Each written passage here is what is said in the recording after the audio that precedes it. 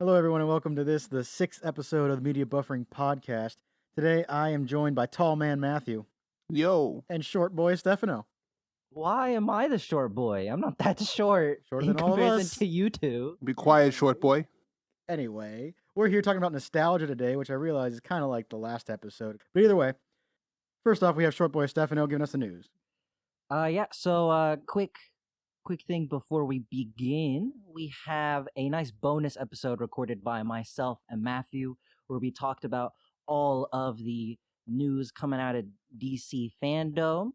But yeah, so if you guys are interested in that sort of stuff, go and watch that episode. We won't be talking about anything from fandom here. That being said, there was a bit of DC news that came out this week that isn't really in regards to any new content, more so the original actress who played Batwoman in the show has made a lot of allegations against Warner Brothers and I believe it's just called WB-TV or something like that actually makes the shows for CW.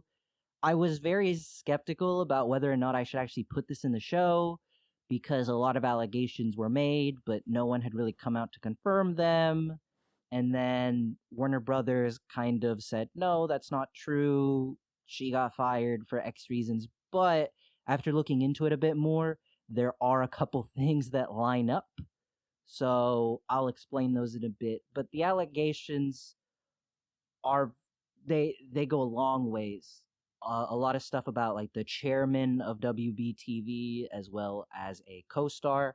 Specifically, apparently the chairman made a lot of female actresses or female crew members steam the crotch area of his pants while he was still wearing them, which I don't see how that would feel good because they're being steamed. So, Okay. but he did that. People are into a lot of weird stuff. I'm not he- going to say weird. I'm not going to kink shame, but Kinky. He apparently sent a PI after Ruby Rose for reasons she didn't really explain, but she said that whatever dirt he was trying to look for, the PI couldn't find, and then he proceeded to fire the PI. She posted images of a neck injury that she had, which was very well documented around the time that happened. And she wound up returning to set and continued filming the season 10 days after her neck injury, which a lot of people were confused by. And she elaborated that in reality, it was because a lot of the upper management on set basically forced her to return, saying that if she didn't, they were going to cancel the show and fire a whole lot of people, basically putting all the blame on her if she said no. the hell? Yeah, and then a lot of the stuff she mentioned that happened to other people where a crew member got third-degree burns over their whole body, and none of the cast or crew were given therapy after witnessing, in her words, his skin fall off of his face. Oh my God. That's then- a little gruesome. And then immediately after this, or at least the way she worded it, it seemed like immediately after this happened, they were forced to film a sex scene. So, I mean, I don't see how you would be able to do something like that after witnessing something so gruesome. But on top of that, they lost 2 stunt doubles, which I'm pretty sure means they died or got seriously injured. This is a CW show? Yes, they apparently she had a cut during a fight sequence that she was doing, stunt work for, because a lot of them do their own stunts. She got a cut on her face so close to her eye that if it was like a few centimeters off, it could have blinded her. And a PA, production assistant, was left quadriplegic because something fell on her, and the studio tried to blame it on her for being on her phone when she's a production assistant. Oh my God. Which means your job is to be on your phone, making sure things are okay. Yeah. And because of that, apparently the CW did not, help her, did not pay for any of her medical bills. She had to start a GoFundMe in order to get her medical expenses paid. And then as for the co-star, apparently said co-star, whose name I won't name, but you can find it if you look up her allegations, apparently physically assaulted a female stunt double and he yelled at a lot of women, saying derogatory things. She also was frustrated that even though shows that were on CW like Riverdale, Flash, and a few other like of the DC shows all stopped filming early on during COVID, while the showrunners apparently refused to stop Batwoman from filming. They only stopped filming whenever the government said they could no longer film, which she was also very frustrated about because everything else on CW stopped, but that show didn't stop, so it seemed a bit frustrating to her. And obviously, these are very serious allegations, some a lot more serious than others. There's a lot of, physical injury. I mean, you talk about a man's face basically melting off. That is a lot of liability, things that we have not heard of before. This seems like a lot worse things than I would imagine happen on a TV show on a regular basis, even one that's supposed to be an action show. Yeah. So obviously, Warner Brothers responded and they called her claims revisionist history and said that she was fired for multiple complaints of behavior. Also, recently, like a few days ago, as of filming this, they had someone come out and back them up saying that, she was incorrect. That being said, that was one crew member that was brought out by Warner Brothers. So while I will not say that that crew member is lying, I will say a lot of people are online are skeptical because it's like, oh, this is one person saying that it's not true out of several individuals. We know for a fact that she went back to set at 10 days after having a bad neck injury. So while we do not necessarily know that she was effectively, kind of blackmailed into doing so, some of this stuff lines up with things we know. Also, I saw a lot of people talking about how several other of the CW shows have had people talk about how dangerous those stunts are and how unprepared they are. Apparently, there was a podcast where what's his name? The actor who plays Arrow, Stephen Amell. He went on Stephen Amell. I don't remember how to pronounce his name, but he went on a podcast, and they actually two halves of the podcast are recorded weeks apart because when they had him talking about doing stunts on set, he had a panic attack and left because apparently a lot of the stuff regarding the things they had to do on set on Arrow specifically were very, very dangerous. Now, if this is true, it lines up with a lot. There were a lot of allegations regarding the Justice League movie as well, and things going on behind the scenes there. A lot of harassment similar to some of the earlier claims that were mentioned. So I am inclined to believe her, considering that this isn't the first thing, and also I believe some of these claims are too extreme for someone to just decide to lie about them. Yeah. That being said, legally, I cannot say that they are factually true or not, but I am inclined to After believe consulting with your lawyer. yeah, after consulting with my non-existent lawyer, but knowing what I can and cannot say legally, I have to tell you that these are allegations. They are not confirmed. Warner Brothers is refuting them. The co-star who was mentioned, refuted the allegations against himself.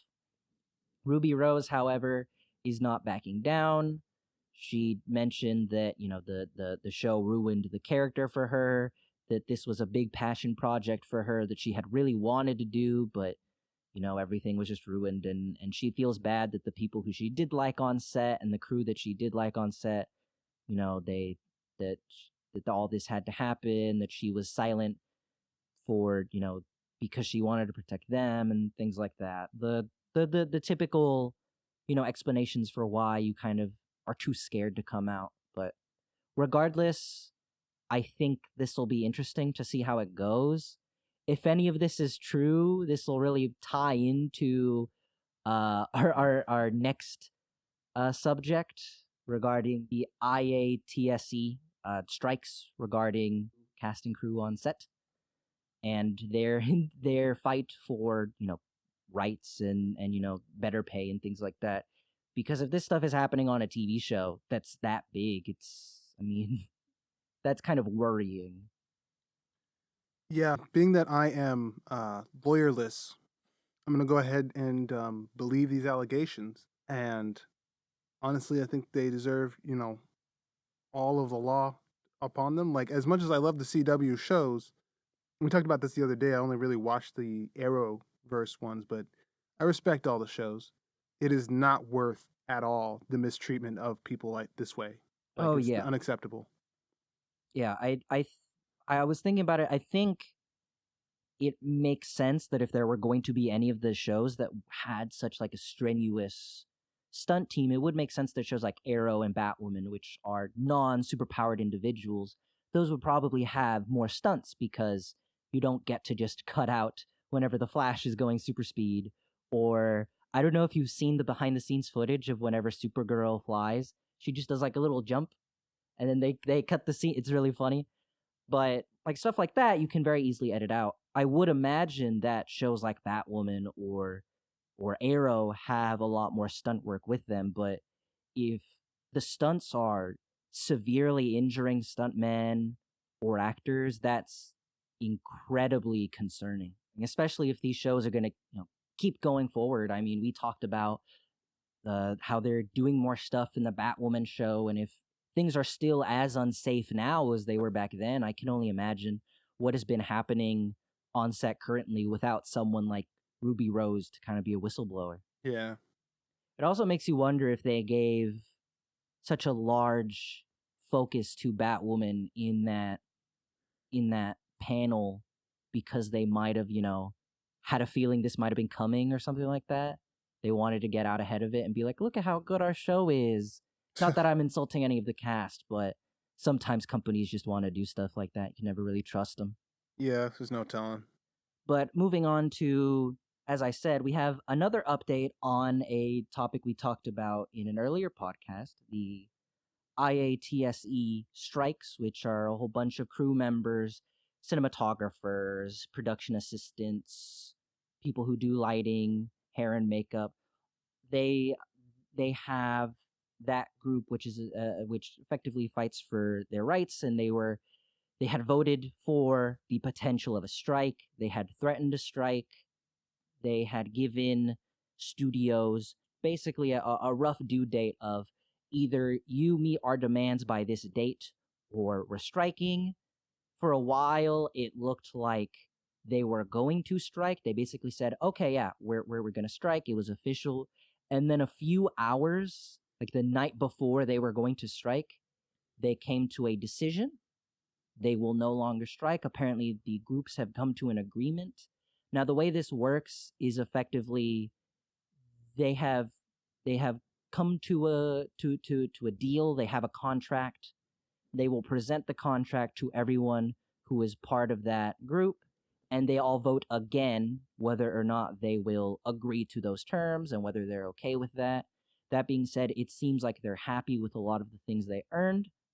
Some of the things that articles were talking about they received were improved wages and working conditions for streaming shows. I hope that would also be for across the board, but I know streaming shows were something extra important to them because you get less for streaming shows, even though they earn more money sometimes or are higher budget now.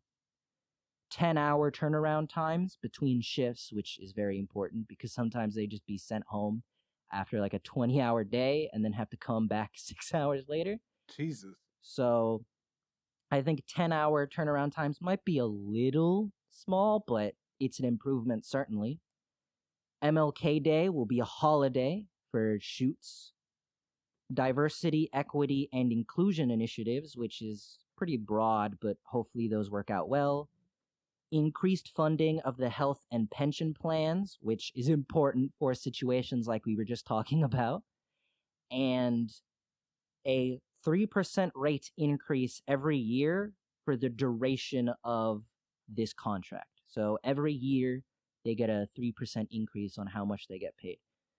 There's a bunch of other stuff in it, but I couldn't, find the entire contract considering it's pretty private. Yeah. But I think this is a net good. I'm glad that some work is being put forward. I'm a person who loves the content that is provided to me, but if it comes at the expense of those creating it, I would rather wait, Yeah, it's not Similarly worth it. to these CW shows. If I had to choose between continuing to watch, a show that I enjoy or the people on set are taken advantage of, I just wouldn't watch the show. It makes it feel less genuine when you know that people behind the scenes are just getting hurt. It's really unfortunate. So I'm glad this could be done. Hopefully things can get even better from here on out. I know that like there was some Disney executive that popped in at the last second and helped all of the new negotiations out. There were apparently like 3 people who basically had to play matchmaker in like the last 72 hours so there wouldn't be a strike. Ah, the negotiator. Yeah. Yeah. But I know they were talking about how ultimately this is also a net positive for the big companies because I mean if you have happier workers on your set, less issues, stuff gets made faster, quality is better because people, have more morale and things like that. So, I mean, hopefully they can see the logic, but I mean, again, these are companies. Sometimes they just don't understand logic and only understand money, which I guess is what led to this situation in the first place. Right. But last but not least, really, really big news just in terms of both streaming and in terms of foreign content. Squid Game is Netflix's most popular show, and I think might be most popular anything of all time, with 111 million watchers. That's 111 million, which for a Korean show that you either watch dubbed, and I hear that the dub is not good, or you watch subbed, those are really, really big numbers. I mean, I I don't even think things like Stranger Things that were huge breakout hits have those sorts of numbers worldwide. Yeah. Did you look those up? The I have not looked. I know they're smaller, but I know Oh, that okay, they're okay. not. Because I don't know any of the numbers for Netflix's shows. Yeah, they're smaller. They're not that big, but I mean, also Squid Game has only been out for like a month or so. Yeah, it hasn't been around long. So it's blown up incredibly quickly as well. I know Stranger Things kind of had a bit of like a week where no one was talking about it, and then after that week everyone was talking about it because I had started watching Stranger Things while I was on vacation because I was in Puerto Rico visiting family, and I watched like the first episode and I was like, "Oh, this show looks good." And then I come back and everyone's watching it. Because I think like a YouTuber had been paid to promote Stranger Things, and I was like, "Oh, this looks cool," because they had compared it to Goonies, so I gave it a shot. But these are huge numbers. I started watching it, have not finished it, but I mean, it's a very very well done show, very poignant.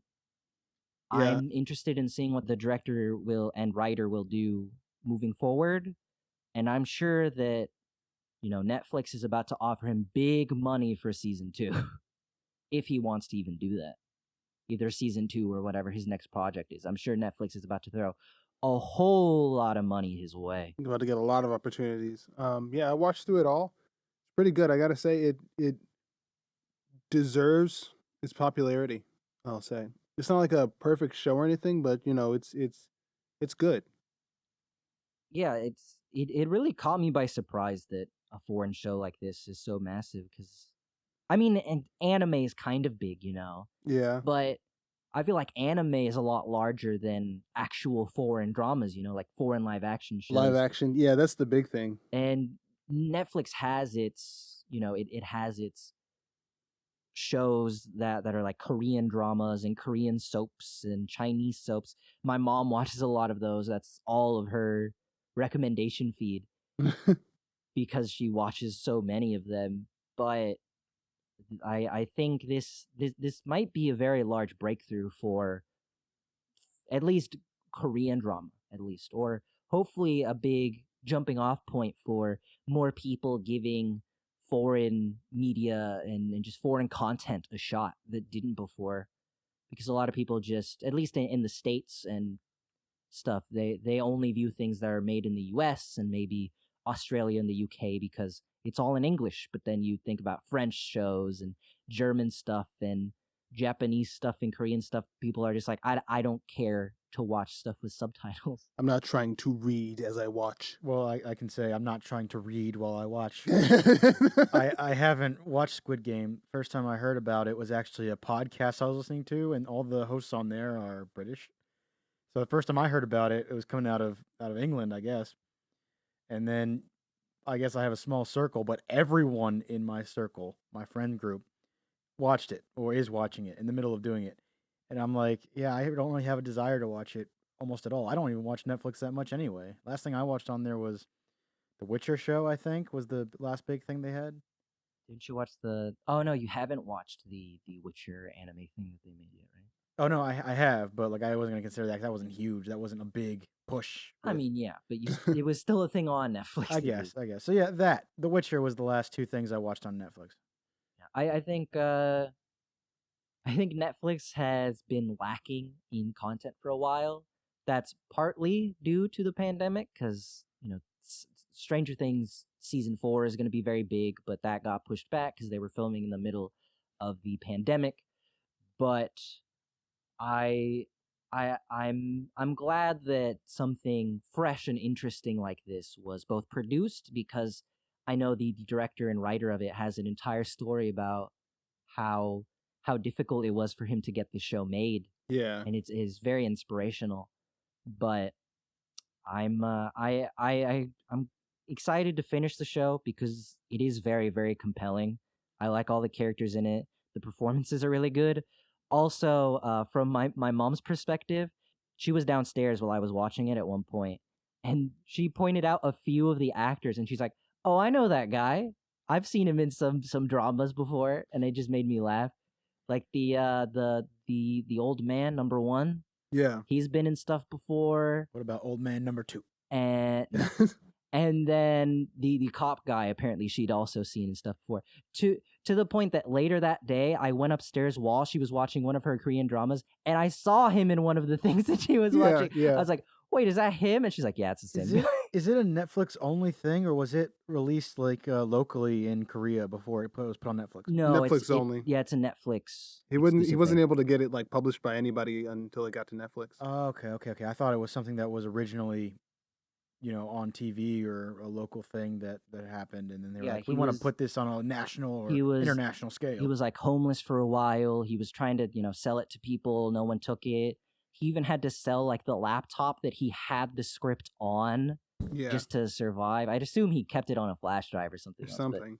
like he had to do all that, which isn't necessarily a surprising thing. I mean, the Duffer Brothers, the people who made Stranger Things, had not so much a story of them being homeless, but they also talked about how a lot of different companies just did not want to take Stranger Things, and then Netflix was like, okay, yeah, we'll put it on our service, and then that blew up. Netflix learned from Star Wars to just say, yeah, do it. Yeah, for better or for worse, because there's a lot of good stuff on Netflix, and then a lot There's of a lot of bad stuff. bad yeah. stuff. There's an actor in Squid Game that when he's revealed, and like he's the only like actor that I recognize as the actor, but I got so hype as soon as I saw him because of what I recognized him from. I don't want to spoil anything, so I'm not going to say. I'll let you know, Estefano, whenever you're finished watching it. You'll probably know who I'm talking about actually when you finish. But man, I don't know why. It just I'm like trying to figure out who it is in my brain now. Who could it possibly be? a badass moment happened, and I was just like, yeah. Yeah, I'll definitely keep you updated on how far I get in the show. Hopefully, I'll finish it this upcoming week. We'll see. You guys will know. Maybe I'll properly recommend it in the next podcast once I've finished it and can properly say you should watch the whole thing. Hopefully, I will remain steadfast in my ability to dodge every possibility to watch it. Possibility? Every situation that comes up where it's like, oh, you should probably watch this show. No, fuck that show. Ooh, a very negative reaction to a Media show. buff? Yeah. Why do you? Is there a reason you don't want to watch it? Is it just the whole? Oh, you're telling me to watch it, so I don't want to watch Well, it. I mean, is a little bit of that, but I'm not so far as Matthew is with that, which is kind of odd that Matthew was like the first of us to watch it, I think. Because weren't you being told by like your roommates or something like that to watch it? No, they actually invited me to watch it with them, Oh, as so that's opposed the to just trick. That's telling what you me. got to do. it's, Yeah, that's what it takes. there's a difference between telling Matthew to watch something and then saying, "Hey, do you want to watch this with me?" Now, my Yeah, big I thing would right not have now. watched JoJo's Bizarre Adventure if it wasn't for my roommate being like, "Hey, let's watch this and like get high." So I was like, "Yeah, I'm totally down." So Would you have which watched part of it the- was actually what made you watch it though? Would you have Yes. watched the Snyder cut if I hadn't asked you to watch it with me? Oh, most definitely fucking not. I do not have the patience to sit through a slow motion movie for 4 hours. What do I look like? Yeah, I didn't want to watch it by myself. That's the only reason I was like, Matthew, please, you're the only person who cares about DC, and I don't want to watch it by myself. Please, I need someone to watch it with me to keep my sanity. A what savior. what I think it is that whenever I was recommended it by that podcast I was listening to, they kind of gave a little bit of a description of what it is, and then I looked at it. I think on Netflix I saw the little trailer for it, and it annoyed me that I hate the idea of situations in movies or in real life, video games, anything, where it is entirely helpless. You are given, option A, option B, and even though there should theoretically be the option C of do nothing or break out and, do something off the wall that they aren't expecting, when the totalitarian regime tells you this is the only option, I don't want the heroes, quote unquote, the protagonists, to have to follow those options. Quentin, I think you should go watch the fucking show Yeah, because because you're you going are- off of a lot of your own. Yeah, And the trailer. I'm going off of also I watched the trailer and read the little description of it, and I was like, that seems awful. That seems like Saw pretty much, where it's like there's no other option except to play the game. And I hate think that. you should watch the yeah, show. because what you're saying is not entirely accurate to the show. Obviously, the premise of the show is going to be very broad and not tell specifics, but there's definitely a lot of like option C's and things happen and they explain characters' decisions a lot. I think episode 2 is especially interesting Yeah. for that reason. And For this those of is you who have already seen the show or will watch the show, this is a episode rare 2 case in which I'm telling you to watch a show, not because I think it's good or because I think you'd like it. I don't really care whether or not you I don't watch the care show about on the merit your of the show, opinion. but watch the show just to prove yourself wrong. Oh, you know my natural because pastime. Yeah. I think you have assumed certain things based off of the marketing that is not true. Now you cannot watch the show all you want, and there is a sense of helplessness in the show, of course, because that's naturally that is the base premise. But a lot of the other stuff you were saying is not necessarily there. I will say maybe. Okay, keep us updated on that, I suppose. Or I- don't. Not on this podcast, just like normally. Yeah, I figured. I'll say maybe to watching it, but something else that I actually wanted to kind of watch, and I think I saw that it was put on Netflix. What? This is kind of off topic, but the Cowboy Bebop live action trailer came out, and it got me wanting to watch the show. I still need to watch that. And I'm trailer. pretty sure I saw that it is on Netflix. You're talking about the anime, not the actual like adaptation that they're gonna come out with, right? But is there another show other than the anime? Yeah, the trailer you saw was for the live action. Well, that's thing. not. That's a movie, is it not? He was Yeah. saying Estefano was asking if you're saying that you wanted to watch the original. I wanted to watch the original. Yeah, the Okay, show. yeah. I was just clarifying because you mentioned the thing, so I was like, oh. Okay. Yeah, no. I saw that trailer. It was like that looks really good. I don't like the acting in it. I think that the delivery is pretty stiff, but I do like the style of it. And if anything's gonna get me to watch something or play something or read something, it's gonna be the style. Like, I mean that's Persona 5, yeah, right? exactly. I didn't want to play Persona 5. You hate anime and you hate turn-based combat, yet you love Persona 5, Oh which is man, Persona anime 5 and is an turn-based combat. anomaly.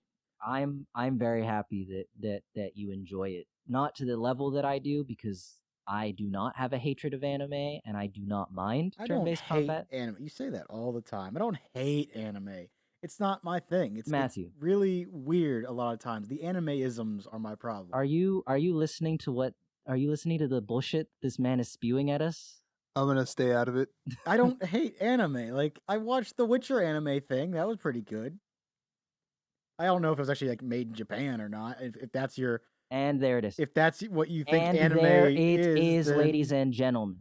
I watch. Okay. You know what? Fuck this. I'm gonna start the actual topic because guess what? I wrote down Toonami shows I watched. Oh, that got you quiet now, didn't it? I mean, I just don't have If anything you to say about bring up Toonami. fucking Bobobo, Is that what you got Okay, written no, down? no, no, no, no, then no, I will no, not be no, sitting no, out. no, no, no, no, no, no, no. What you're not gonna do, Matt, is disrespect Bo-bobo-bo-bo. Bobobo. Okay, How you many put some bows? respect on that How many show's bows? name. What did he fight with? Bobobo, Chest hair, nose Bobobo. hair? What did he fight with? Yeah, he did fight with his nose hairs. What was What the in like God's league that he name? was fighting against? I don't remember what it was. League of Super Evil. It wasn't that. That's not who it was. That's a different show.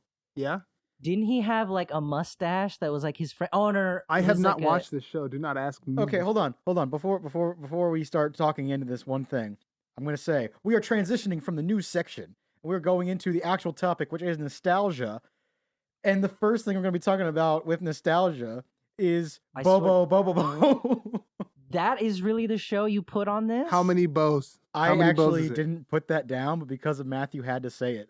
Okay, I'm gonna add it. Bobobo is what it is. I'm pretty sure. Bo-bobo-bo-bo-bo. I just remember the little robot, little android thing from Toonami saying it. Like he had that deep voice and bo-bo-bo-bo-bo. I didn't actually watch Toonami as a kid. I watched way too much of it, which is really weird considering. What stuff was on Toonami besides like Bleach. your besides like the big things? Like what smaller stuff was on? So Toonami? that's actually the first thing I wrote down. Oh. When I was thinking about Matthew, what do you have? I'll tell you mine after. I saw like a clip the other day. I don't know where it came from, but it was of the Toonami guy and Jack doing like a Like little Samurai speeder Jack? race. No. Jack is in Jack and Daxter Jack. Interesting. I don't know what it's from. I need to figure out where That it's from. Maybe there was just like an ad on Toonami that they like specified. that to actually be during rings Toonami a anime. bell. Right? That sounds like something that has been buried in my mind somewhere. I know what you're talking about. I haven't seen it recently, but that has unlocked a portion of my brain. We found a core memory. You found a core memory. It has opened his third eye. His chakras have My been chakras aligned. have aligned. My third eye is open. My Saturn rising is in retrograde. I don't know what the fuck I just said. He has unlocked the true avatar state or whatever it was. So I know what you're talking about. I'm gonna have to look that up because that is ringing a bell. I remember the Toonami guy with Jack in what did you say it was a racer? Yeah. Yeah. Was it just like an ad for like Jack X or whatever that like Jack and Daxter racing game was? Maybe. Maybe it sounds Was like it it Jack could be X? it. Is that what that game was called? Yeah. I think it was just called like Jack and Daxter Racing or some shit like that. Maybe. I thought it was X. Either way, obviously we know what we're talking about. We always do. We've never been wrong once on this show. So you were talking about what small things were on Toonami.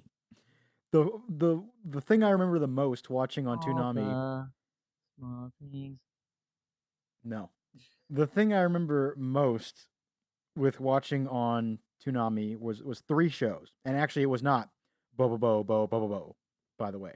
There you go. You got the amount of bows right. It was I think. not that show. However, I do remember that show, and that show was wild. That show's goated, bro. I actually this is kind of off topic. I watched This entire thing has been off topic, and it's great. This is the topic. What are you talking about? So I watched a couple of months ago, maybe it was a year ago. I don't remember what possessed me to want to do it, but I was like, you know what? I want to get an anime. I'm gonna watch Bo-bobo-bo. That is the worst show to get you Why? into anime. I'm not saying I'm a smart man. Listen, so obviously Western audiences find a lot of anime to be weird because of its anime-isms and stuff. Bobobo is an anime that is weird even in Japan because it's meant to be weird. That's great because I don't know what it was that made me want to watch it, but I watched the first episode, and the first episode, I don't know if you remember, the first episode starts with them falling out of the sky, him and his 2 companions or whatever, Yeah. and like the narrator saying, you know, something about, you know, this is the continuation or whatever, and then they freeze, and like the chick who's on his team is like, wait a minute, this is the first episode. We can't start here. And like totally meta. Totally meta. It was great. Not that it was a great show. Not that I actually watched it. I watched that first episode and was like, what the fuck did I just watch? And I stopped watching it. Oh my god, there's actually a fucking like complete series thing that you can buy for it. I'm sure there is. I'm telling you, it is insane. It is insane. It was a son, that's what it was. He had like this weird son thing that was his friend, and he had like a big like yellow afro. Yeah, I remember that one. Yeah. The chick was like, I'm It's probably on the getting this Toonami wrong. wiki. I'm probably getting this wrong, but the friend that he had that was like a female was like pink. Like I can't remember now. Like I said, it was probably like a year ago that I tried to watch that first episode, and I must have blotted it out of my mind. The only thing I remember was that they started in media res, and then drawed attention to that they were starting in media res. Well, yeah, that show broke the fourth wall pretty often, I think. I never knew. I've never like seen this show. I've only heard the tales and whispers from random You people. only heard tellings. And from what I get, it just sounds like somebody watched Black Dynamite and then took a tab of acid and wrote their own show. Like I don't know what the hell is happening. You're telling me Black Dynamite was not written on acid? Yeah, but it compounds, you know. It compounds. Oh, that's what it was. multiplicative. Okay, to the power okay. of 2. Yeah. So Matt, so like the main antagonists of the show are all bald, and they want to remove everyone's hair. That's what it was. So yes. Bo-bobo-bo, this guy who has big nose hairs, like and an poofy afro. yellow afro, fights everyone with his nose hairs. That is the premise of the show. Yeah. So my addition to the nostalgia list. Come on. Hey, I didn't even start mine. I was still going on a little tangent. So let me take that real quick. Okay. Okay. This is the best Cool. episode we've ever done. So what's funny is that show is not on my list. However, I do remember that one very, very, Unfortunately. I guess unfortunately is the right word. I might watch this show because it seems like the perfect nonsense show that I just watch. You know what we ought to randomly. do? You know what we ought to do? We ought to all three watch it and record I knew us you were gonna just say some staring shit like that. staring into the void of nothingness. Bro, Matthew's gonna lose his mind. Record us watching it and just see like, what the fuck? That can't be right. But what I was gonna say, there were 3 major shows I watched on there. 2 of them were big shows, and the third one I actually don't know how big it is. I don't even know if you know what it is. But I watched Naruto. That better Toonami. not be the small No, I show don't you're recognize that one. talking Obviously, about. it's not the fucking I small wouldn't show. know. What's wrong with you people? If you that one tried an if you anime? tried to convince me that was the small show, I would have walked over there, fucking slapped you. I watched Naruto. I watched One Piece, also not the small show. But then here's the small show. I think it's small at least. Have you ever heard of Zatch Bell? No, There we go. I win. Matthew, you're the main anime guy. I win the Have you game. heard of this show? I win Squid Game, right? That's how that works, right? Zatch Bell? I got no idea. No. It was a show, and I can't remember. Like this was. Oh my god, how old was I? Like Hold on, wait a minute. 8? Rewind. Did you just make a Squid Game joke? What did you say? He Gotta asked listen, if he gotta pay won the attention. Squid Game because he Okay. knew what the show was. Cool, because like after you said it, I don't know. It took my brain a second to process. He said Squid Game. What the hell did he just say? And so that show, I can't remember anything about it. I was like 8 years old, I think, whenever I was watching it, which I probably shouldn't have been. But I was watching that show, and it's like, oh fuck, what was in it? There's a guy, and he's got like this, he's got like this little kid with him, who's like a robot or an android or just like a fighter kind of thing. I don't fucking remember, bro, but I remember there was a bunch of fights in that show. It was wild. I mean, so- all anime is wild. I would assume that it's a shonen, maybe just like a less popular shonen. I mean, isn't most of Toonami? Yeah, I think most of Shonen? Toonami is shonens. I watched that show. But in that case, no, it can't be because Bo-bobo-bo is definitely not a fucking shonen. Well, he's From not your saying all of description, it them. sounds like a fucking shonen. What is that? Oh, it might be. Explain to me. What's your question? What's a What is- shonen? It's basically just your regular fighter anime. You know, just your action based. Anime. Is Naruto considered a shonen? Yeah. Yeah, So Okay. and okay, and 'cause and it reminds me heavily of Naruto. I always got those two confused because they are very similar. I think in the the way the fights are kind of just like happening. They also call it a shonen mainly because like a lot of them came from this like magazine called Shonen Jump. Shonen Jump. So one of the big hallmarks of what we would call a shonen is that it's based around everyone having their own unique power, and so like when you meet the villain, they have to explain what their power is, so that you can fight, and then your protagonist either This isn't even my final form. figures out a weakness of the power or is like, stuff boom, like that. I have yeah, now cool. leveled up. Yeah, okay. You know what's- I get you. Real quick digression. I love the idea of those the protagonist bouncing back moments in anime just being like leveling up, especially when you think about games where when you level up you get full health and everything. Yeah, that's how it Like, works, you right? just That's real life, right? yeah, like you're in a boss battle where he summons goons, and then when he's about to kill you, kill one last goon and you level up. Do-do-do-do-do-do. Yeah. Zatch Bell was crazy, okay? I don't remember anything about it, but I did, however, Google it because I couldn't remember the name. I remember it was like Zatch Bell or Thatch Bell, and it's Zatch with a Z. And I Googled it just to make sure of that, and I read just like the little article that was there on Google, and apparently it's a manga from like 2001 or something like that. I mean, most animes are based off of Yeah. manga. I mean, I figured, but either way, if anyone's got any memory of that show, I got to hear about it. Tell me everything you remember about that show. I have to know. I don't want to rewatch it. I'll tell you that right out. There's a lot of anime I should watch. That is not one of them. Now, if you do want to watch an anime, Bobobo-bo, Bo-bobo. That's the one we're gonna watch. Yeah, Is also on the list of ones you should not watch. Bobobo-bo. Matthew, you started on your next one because you just wanted to escape the Bobobo-bo So talk. if we're gonna keep with anime, do you have anything, Matthew? That I feel nostalgic for anime wise. I mean, Naruto, of course, was like really the big anime that I started out on. And then Sword Art Online, I have a special place in my heart for the like first part of the first season. But not other than that, not really. I don't have a lot of nostalgia for anime. Some anime can give you nostalgia just like through storytelling, like Angel Beats. I didn't watch that when I was like really young, but it has some moments that make you feel nostalgic. Don't bring that show up around me. Right? We saw what that did know- last week. You know what that does.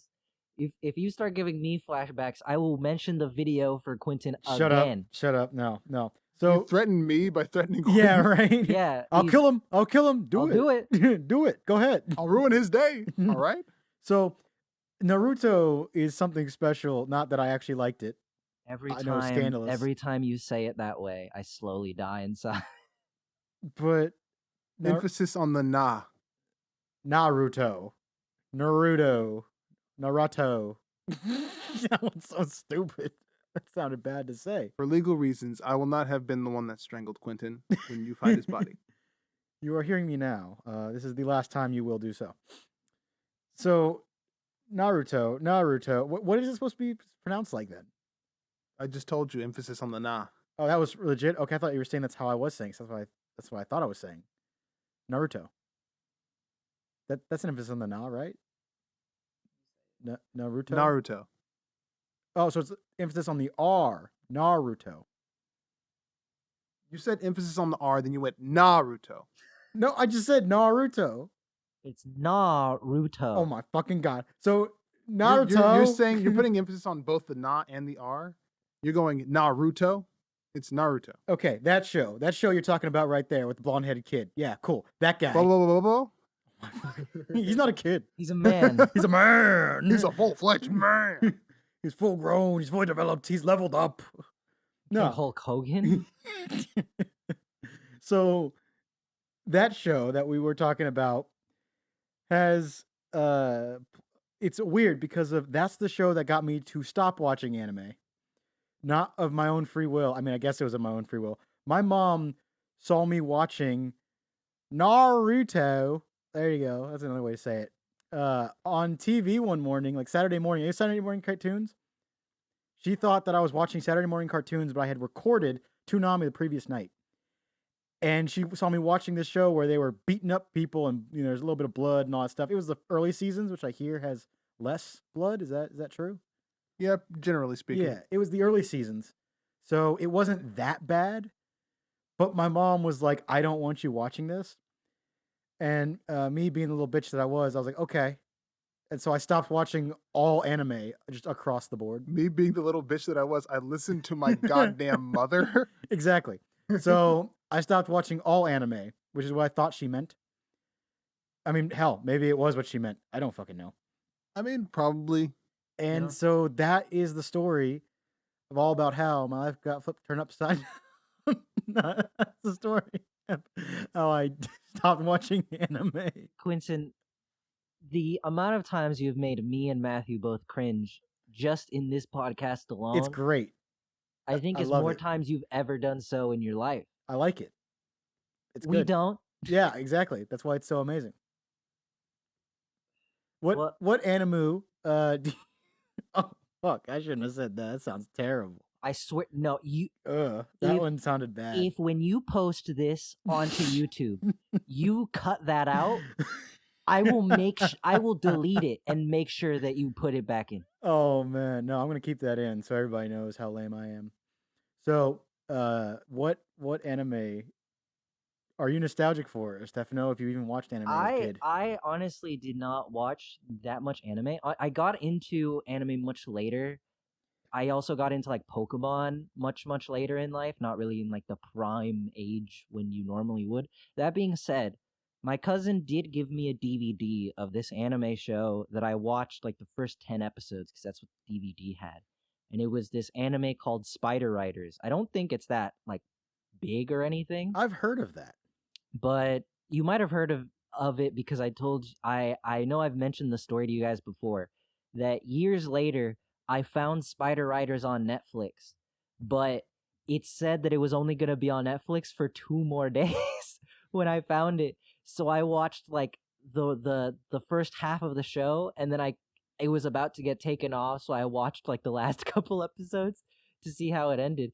Honestly, having rewatched it, it's a pretty good show. It's not that bad. But yeah, that's like the main thing I'm nostalgic for in anime, just because I enjoyed it a lot.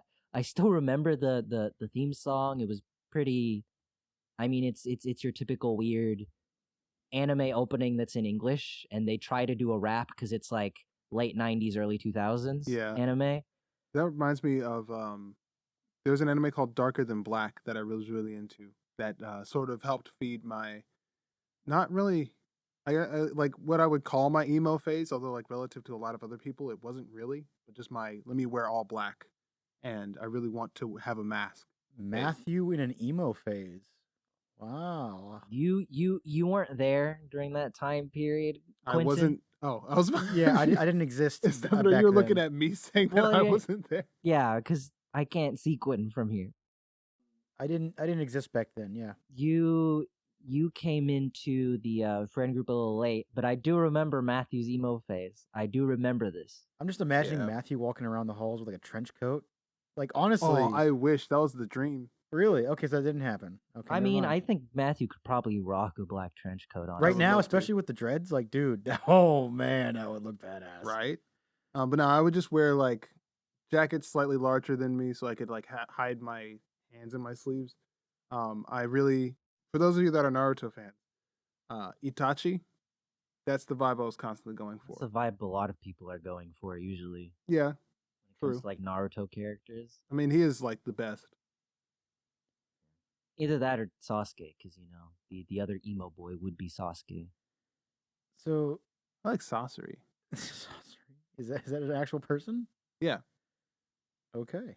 I mean, it's a character. I don't. I mean, not yeah, I like- didn't think it was a real person in real life. You know, I didn't think that all the characters in that show were based off of real life equivalents. The guy named Quentin in it is actually, I think. He's like the coolest character. Yeah, I know. That's gonna tell him? debatable. Debatable. Is there anything other than the Spider Riders, Stefano, or is that No, a whole? yeah, that's pretty much it. A lot of the stuff I got into was much later in life. Spider Riders is pretty much You it for know- anime. You know what's a really good one that I think might be on all our lists? I don't really know. We didn't talk about this beforehand. So Avatar: The Last Airbender is one of That the biggest shows. Does not count. I'm not saying it has to be anime related. It's a good segue though, is it not? Like, I come on. guess I'll allow it. Let's say it's a show, a regular. I say regular, a Western show. Regular show. It is a regular show without the blue bird. Or what's the other guy? A fucking beaver? No, he's not a beaver. Raccoon. He's a raccoon. Rigby.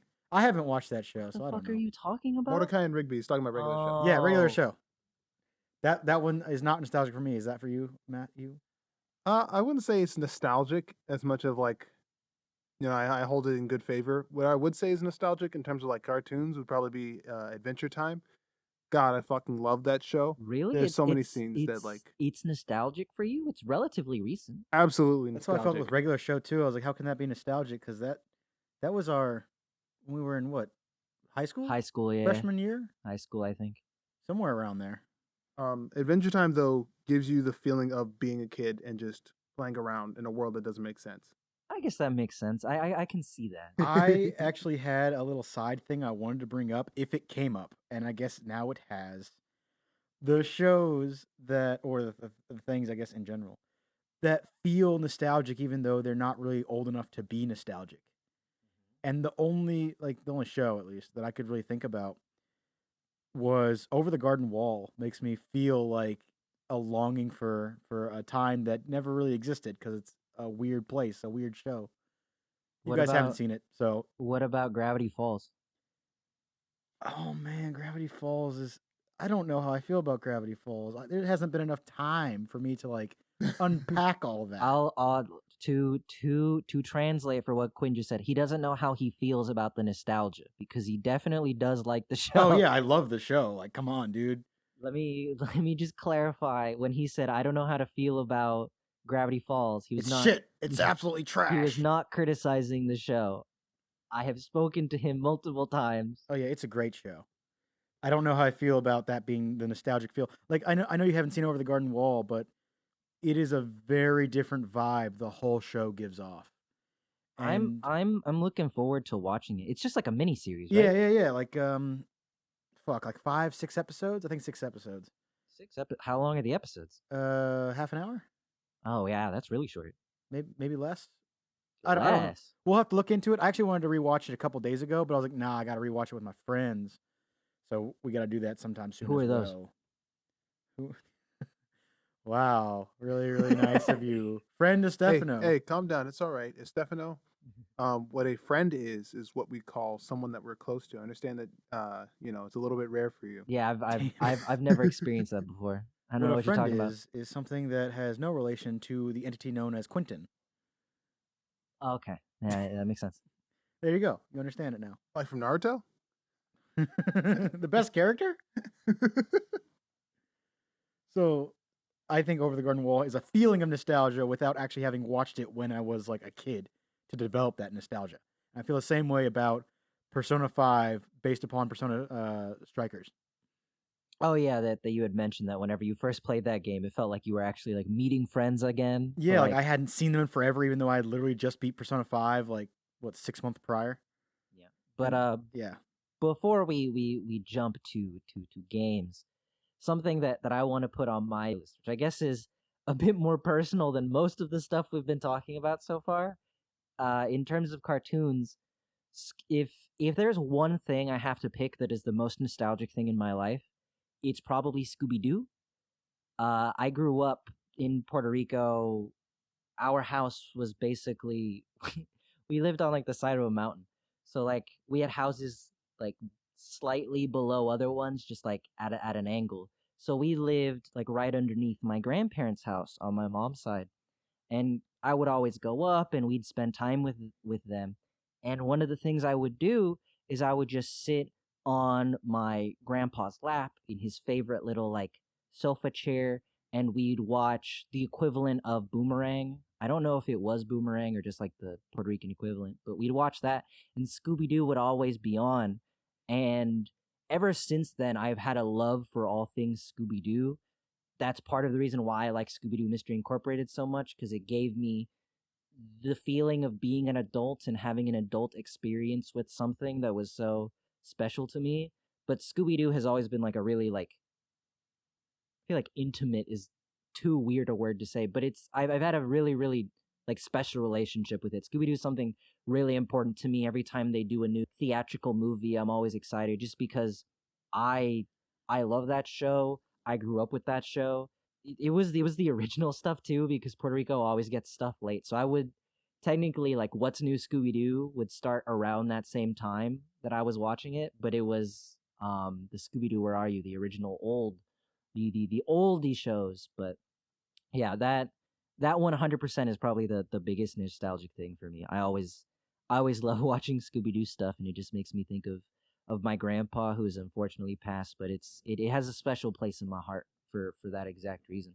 And honestly, you could expand that to everything. So because of that, I have a nostalgic feeling for all like the Scooby Doo games that came out. So like there was Scooby Doo Night of 100 Frights is like my favorite Scooby Doo game that they had on like the PS2. Most PS2 games are nostalgic for me, but we'll get to that. But yeah, like Scooby Doo in general is just, even if it's new stuff, it just feels nostalgic because it brings me back to that time when I was just sitting on grandpa's lap, just watching TV and laughing at cartoons.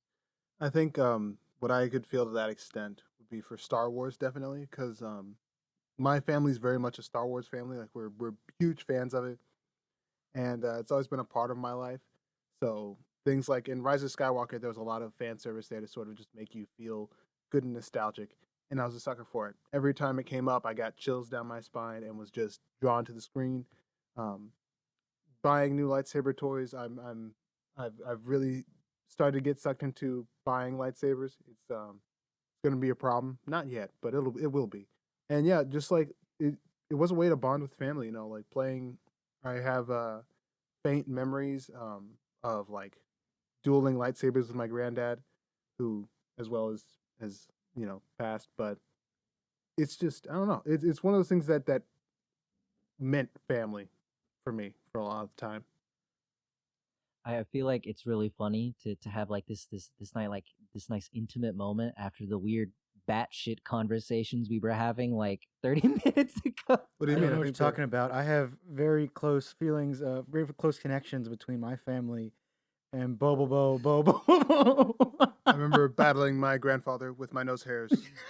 I remember he A was a duel. bald man trying to take all the hair from the world. I remember I really wanted to have yellow hair and grow out an afro. It was a dream of mine. Oh my god.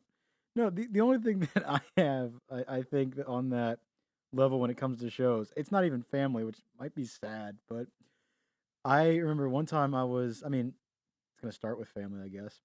I was with my dad in California, I think, and he was going to a pool hall, and he took me and my sister with him to just sort of hang out. It was an empty place, and he was just practicing pool. And one of his buddies who played pool with him came in and had like a little TV that he brought with him, like, with a handle, like an old school TV that has like a VCR player on it. Yeah. And he puts the TV up on one of the tables and plugs it in, and he's like flipping through channels.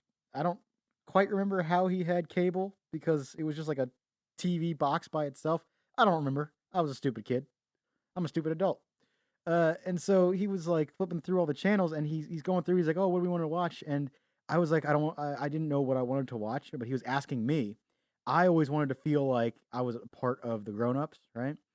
So I wasn't gonna say, "Let's watch a kids show." So I was like, "I don't know." And he's like flipping through channels. He gets to Chowder, and I'm like, "Oh man, that's great."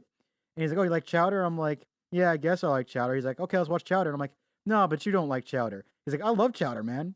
I'm like, "I don't believe you." And he's like, "No, Schnitzel and Mung Dal and all that." And he's like naming all the characters. I'm like, this man who I've never met in my life says that he likes Chowder. You know those like those scenes in like cartoons where the character like starts getting like bigger eyes and like their pupils start like getting even bigger in shock and joy. That was Quentin's face as he kept naming characters. His eyes just got wider. He's like, You know the sacred texts. Yeah, and so I was the like, sacred Jedi texts. it was amazing. Like this dude who I like respected as an adult and my dad's friend. I was like, this guy likes this show I like. No one likes the shows I like. I felt like kind of validated, I guess. It was really nice. I got to sit there and enjoy cheese sticks, Coca Cola, and chowder at the pool hall. It was great. Thus also began my love of cheese sticks, by the way. I was about to say that sounds like the origin story of the cheese stick love. I mean, mozzarella sticks are the best food. Like across the board. I don't care. That's debatable, but I mean, There is no debate. mozzarella sticks are very good. I cannot deny that they are good. So getting past that, I guess. Are there any other shows that anyone has? I mean, I had Chowder pretty much. I have other shows, but they're not cartoons. Do we want to talk about those? Well, I mean, in terms of cartoons, Matt and I were kind of talking about this earlier. Things like there are a lot of like networks that Yeah, like you can lump together. yeah that you lump together because it's like sure I might like Danny Phantom more than I like Fairly Odd Parents, but It's all Nick. yeah, it's all Nick and they all like fit the same like nostalgic part of my head.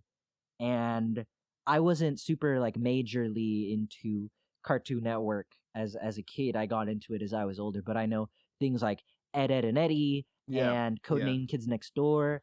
I know you guys are into it, and a lot of people have such nostalgia for that. You So know, so I feel like it'd be hard to pick any specifics from like those networks, and then you have like the Disney Afternoon era with like DuckTales and Tailspin and all those old Disney shows. I actually didn't watch those. yeah, I was purely a cartoon. Well, that's like for older people than us because those were like early '90s shows, and we were born like late '90s. I was mainly a Cartoon Network fan. Like Cartoon Network's where all of my good emotions are towards. Enough so that because I like Danny Phantom so much, every time I think of Danny Phantom, I think that he's from Cartoon Network. Like that, my brain is like, oh, Danny Phantom was such an awesome show, and I guess my brain just is like, that must have been Cartoon Network. He It's was crazy. also just 14. It's crazy how Cartoon Did Network his did that. parents build a very strange machine? It was actually, I heard about that. It was designed to view a world unseen. And now he's gonna catch them all Because he's he's Danny Danny Phantom. Fucking nerds. You better be lumping yourself into that group. No, I don't know what you're talking about. Dead silence and the stare. So I have will other not shows, abide but by like this. these shows are not cartoons and they're not even on those stations as far as I can remember. I was talking. What kind of prompted this whole thing? I'm gonna go over a lot of things here. Okay, if you just let me say something. You're gonna have to cut some of these down. Oh, possibly. We'll find out.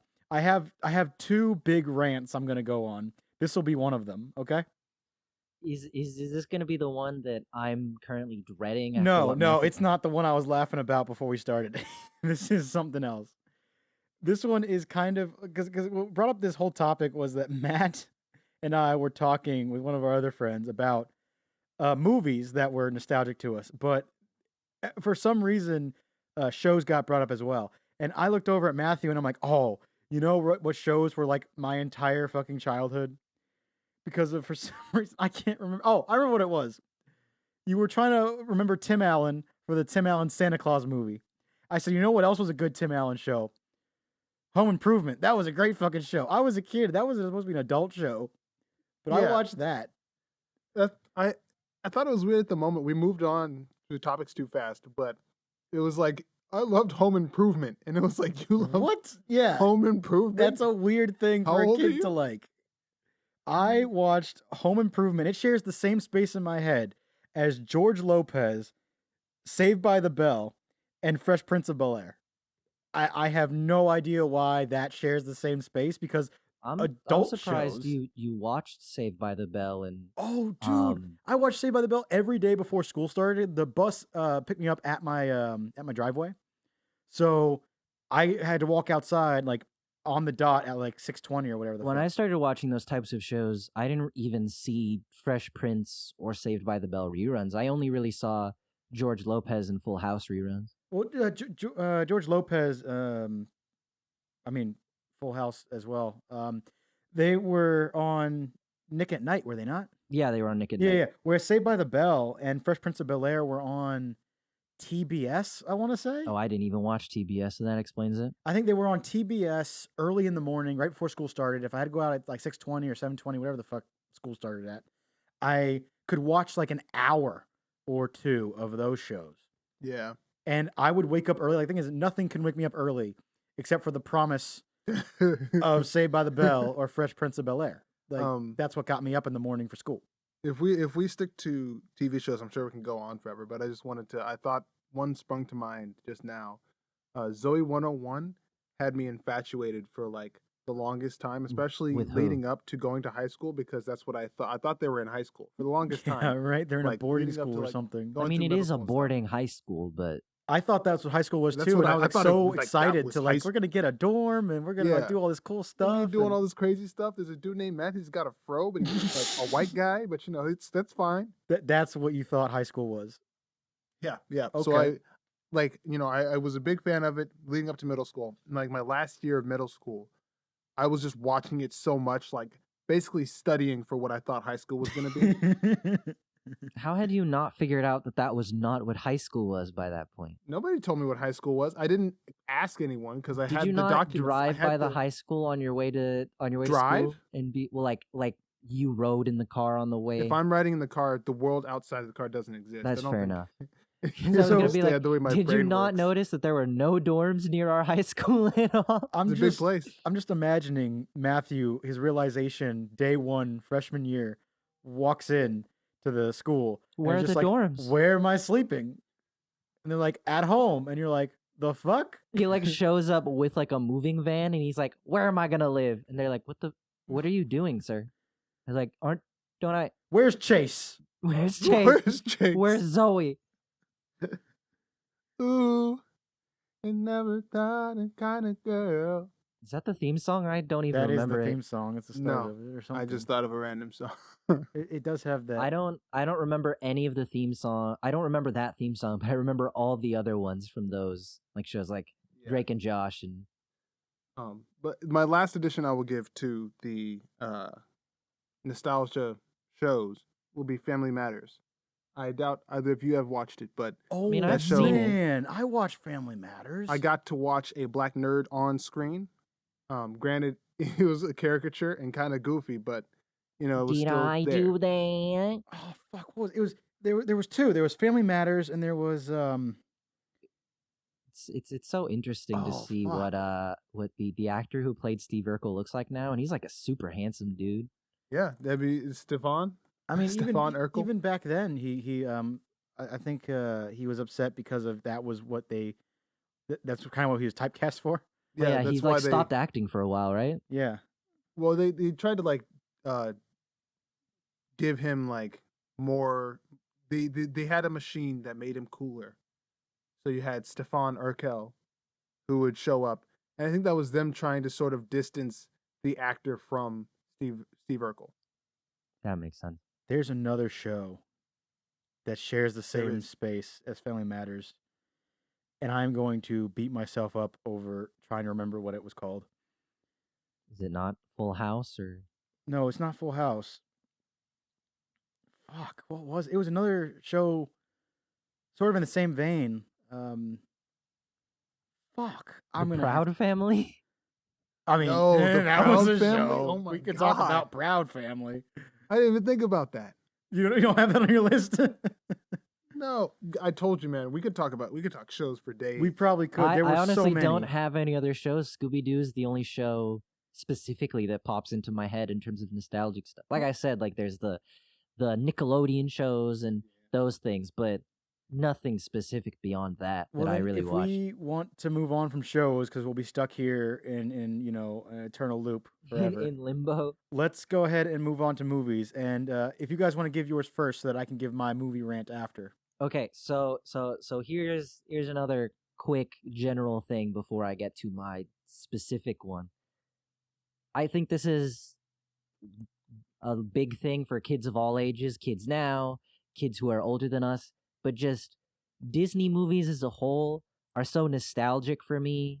And it's like I could try and pick one. I guess I could pick Lion King, sure, but then you miss out on so many good classics like Aladdin. I know all the lyrics to Whole New World. Just I can sing that by memory. that just Disney movies as a whole have such like a good special You place in miss my out heart. on the classics like Treasure Planet, Treasure Planet's really Atlantis, good. The Lost Empire. I need to rewatch that because I feel like I haven't seen Atlantis in forever. I think I that's a only watched really it like good twice. movie. But Disney movies are classics, and for better or for worse, Disney has us trapped with their beloved films. Say what you will about about the company, but the creators who are a part of it know how to make some classic movies. Did you have any specifics outside of that you wanted to say? The Goonies, 100%. The Goonies is Mm. one of my favorite movies of all time. I have a lot of nostalgia for it. It's a very special film to me. It's my dad had a couple movies that he showed me as a little kid, but I don't think I fell in love with any as much as I fell in love with The Goonies. We bond about it all the time. We'll quote the movie all the time and piss off my mom with it because she's like, "Why do you two mention this movie so much?" But it's a classic. I know it obviously started a massive thing. A lot of things have taken inspiration from it. Stranger Things, especially. I know we were talking about that a little bit earlier, but a lot of things have derived themselves from the vibe of Goonies, and that's probably the big film that I could think of for nostalgia. I love that movie so much. Gotcha. For me, of course, I like my favorite movies, like Kung Fu Panda 1 and 2. I feel like those sort of can just get lumped together in Pixar movies. I think Pixar movies are a lot of my upbringing. Think of like Incredibles. I quote Incredibles at least once every day, and almost I can more often attest to than not, that. it's an unrecognized line from it. Outside of that, I mean, the Push And movie. someone get my motherfucking suit off this motherfucking. Oh no, I don't that's remember both of the that quotes. one. What was that movie rated? And I'm imagining like edits of him, honey, and then when she goes, "What?" He just says some random bullshit. Just, honey, what?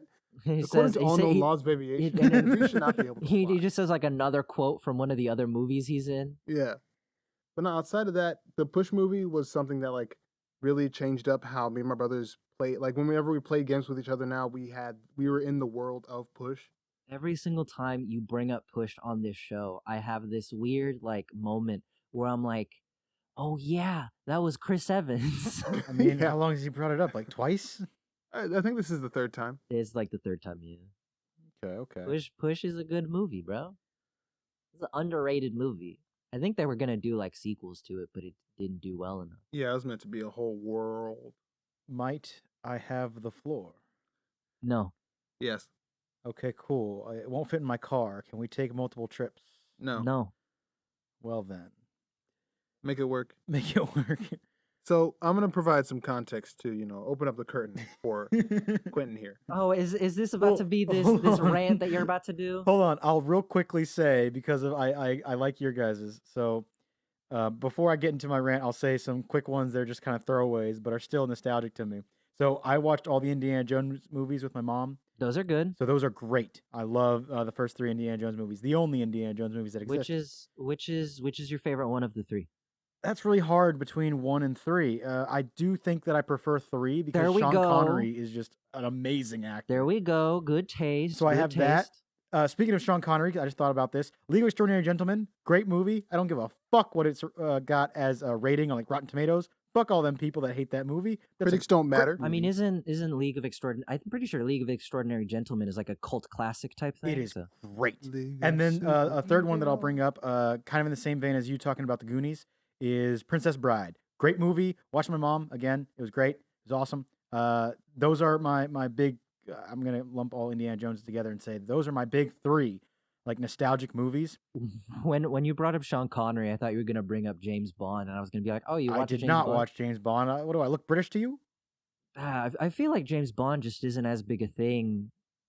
Maybe it is big in the States, but I feel like I never met anyone who was super into James Bond growing up.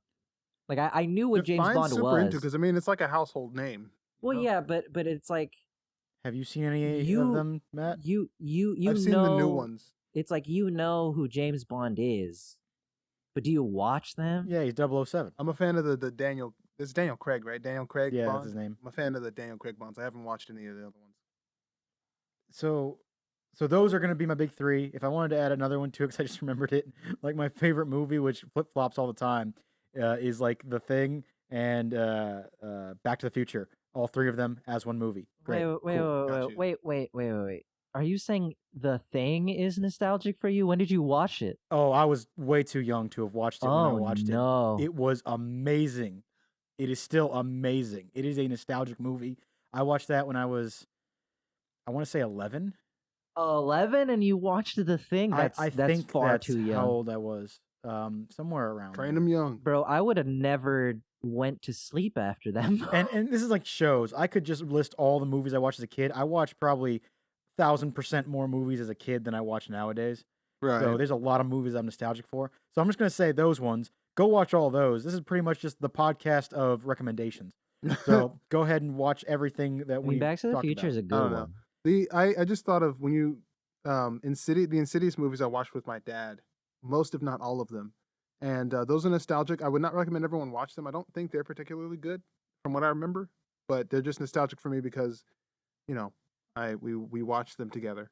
I never watched horror movies as a kid. Yeah, I didn't want to, but like for the most part, I'd be sitting there. I think And the it was Halloween, I and think the closest thing to watching a horror movie when I was a kid was I think I watched like the end, like maybe like the last third of Aliens when I was like 13. Aliens, like with plural. Like Yeah, second the movie. second one, Okay, that was not which that scary. isn't a horror movie, which is why I said An the action movie, closest. but- Yeah, My last things for the movies, it's something one of y'all said had made me think about it, but I'm just gonna lump these together in general as well.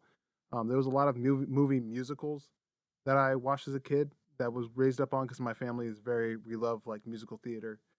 So like Jesus Christ Superstar, Phantom of the Opera, Blues Big Music Show, just some of the best musicals.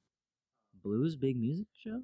Yeah, Blues Clues. It was a Because I brought Blues it up Clues last music. Blues time. Clues. Okay. Because I brought it up last time, I'm gonna say Road to El Dorado and Sinbad. Okay, cool. We good? We good?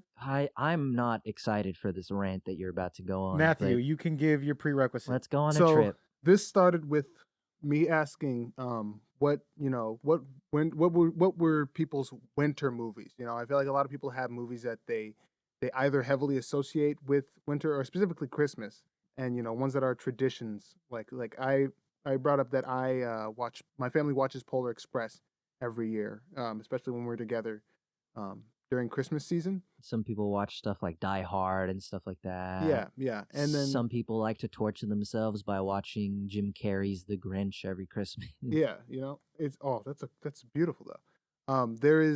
It was either Quentin or another friend of ours that brought up the stop motion Christmas movies.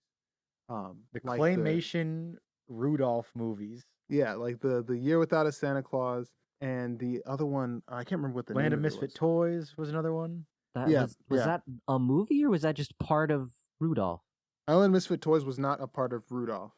Island of Misfit Toys was actually it might have been. It's part of Rudolph, is it not? There's another His one. Hold on. lore, I guess. It's part of his lore because there Well- were multiple movies with Rudolph in it. And one Yeah. of them was Rudolph and the Land of Misfit There's like Toys. an anthology. There with is the a snowman, whole the snowman mailman narrating the movie. cinematic universe for Rudolph and Friends, as well as the Santa Claus movies that were in the same style. The fuck?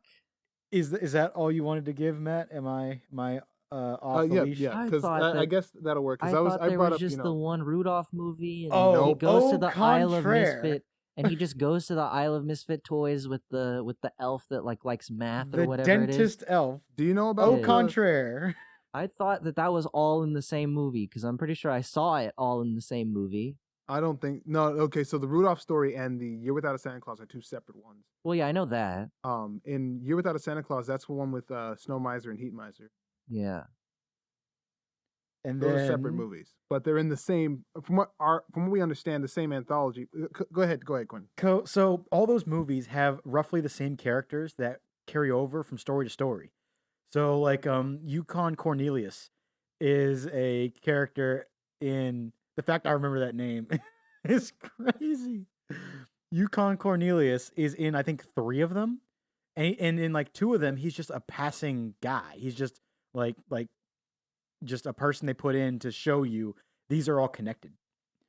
And there were, I believe, 3 or 4 Rudolph movies that all had Rudolph as the lead guy. One of them being Land of Misfit Toys, where he travels to Land of Misfit Toys with the dentist elf guy. That's what it was, dentist. And it was weird because of no one in the North Pole like respects dentists or something, which is ridiculous considering they eat candy, right? We outsource. We outsource for that shit. Nah. So what I brought up to Matthew was the very the one Rudolph movie that sits in my head. I remember the last time I watched it, and I have no idea why. It is just I remember sitting in my parents' house in my room, crisscross applesauce on my bed, staring up at the TV on the wall, watching Rudolph's Shiny New Year, which when I told Matt about it, sounded so much like a fever dream that did not happen. There is no way this fucking movie existed. Because what I remember about it was a movie where Rudolph was asked by Father Time or some shit to go find the baby New Year. Because every time New Year's is coming up, there has to be a baby New Year that is like appointed as the baby New Year or some shit for the New Year to even happen. But this baby New Year got kidnapped by, get this, a giant bird named Eon God. that wanted to live forever. And the only way he could think to live forever was to make sure the New Year never happened. Ergo, kidnap the baby New Year. Now, the thing that I told Matt was that I remember this movie because of Eon, because of the screech that he made, but also because he lived in a misty archipelago. And whenever I went to school, I don't even remember, elementary school, middle school, who gives a fuck? And we were learning about geography, and they were like, hey, today, class, we're going to learn about archipelagos. I was like, I got it. I already know everything there is to know about archipelagos. Eon taught me. We're good. the immortal bird. The immortal bird Eon that kidnapped baby New Year taught me about archipelagos. And the thing about this was like we were like describing them to each other, right? Like when our friend was like, "Yo, yeah, that was the I'm Mr. White Christmas." Like, yeah, the snow miser, the heat miser, then the Yeti. Yeah, I remember the Yeti. That was terrifying. It scared the shit out of me. Then Quentin comes in with the fucking and then like the bird stole baby New Year. Eon, the bird, the immortal bird, stole You guys baby don't New know Year. Eon, the and immortal bird? retired to the misty archipelago. And it was like, and that's why you needed Rudolph, because he had to use his light for the mist. And I was like, what type of like destiny shit are you dealing with with like oh, Rudolph, you were chosen not just for that one misty night where like we needed your nose so bright. You were chosen because you would have the nose that'll be able to pierce through the mist in the archipelago of Eon, the immortal bird, who has stolen baby New Year, and you're sitting in on order of Father Time. You What? didn't know What in the what the hell? expanded Rudolph lore. I have sacred eldritch knowledge. We just call that madness here, Quentin. That's what you see. I see enlightenment. I see a bird. I see a bird living for thousands of years in an archipelago. God. So I know I'm not crazy because I Googled this before we started this podcast. This movie existed. It was not a fever dream. Perhaps some of the things I'm remembering about it are.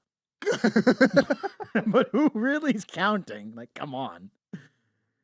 So I'm going to say that is a nostalgic movie for me, and that is what really made this topic, because I was like, I know what I must talk about on the podcast. Eon. Are we done with whatever the fuck just happened? I Yes, we can move on to music. As a closing statement, I just went into a trance. I just went into just like a trance state because my brain did not want to process the weird stuff that you were just trying to explain to me. So I just my my brain deliberately forced me to disassociate because it just did not want it did not want this knowledge in my head. So maybe it is like ancient eldritch It knowledge. is ancient eldritch knowledge. You go more insane the more you hear about the expanded Rudolph lore. Please stop saying expanded Rudolph lore. I need you to not. We prefer the term anthology. The Claymation Rudolph anthology. So the final thing I'll say about this, because all those movies are just crazy. All those movies, I don't know if they deserve more recognition or a hell of a lot less. But there's the one also. This is one that's a bit more tame, called Santa Claus is Coming to Town, which is the that's beginning of Santa Claus. That's just a classic. I mean, yeah, I guess. Is it? Yeah, it is. It's one of the classic ones. Yeah, that's the one I was telling you about, where Santa Claus lived in that town where toys weren't allowed because of the Meister Burger, which I didn't tell you about, but I just remembered. it's What? It's one of the classic claymation ones, like What in the Frosty the Snowman. And stuff. Meister Burger. What in the metaphysical? What in the galactic fuck are you guys talking about? There was. I'm not talking gracious about it sakes because alive.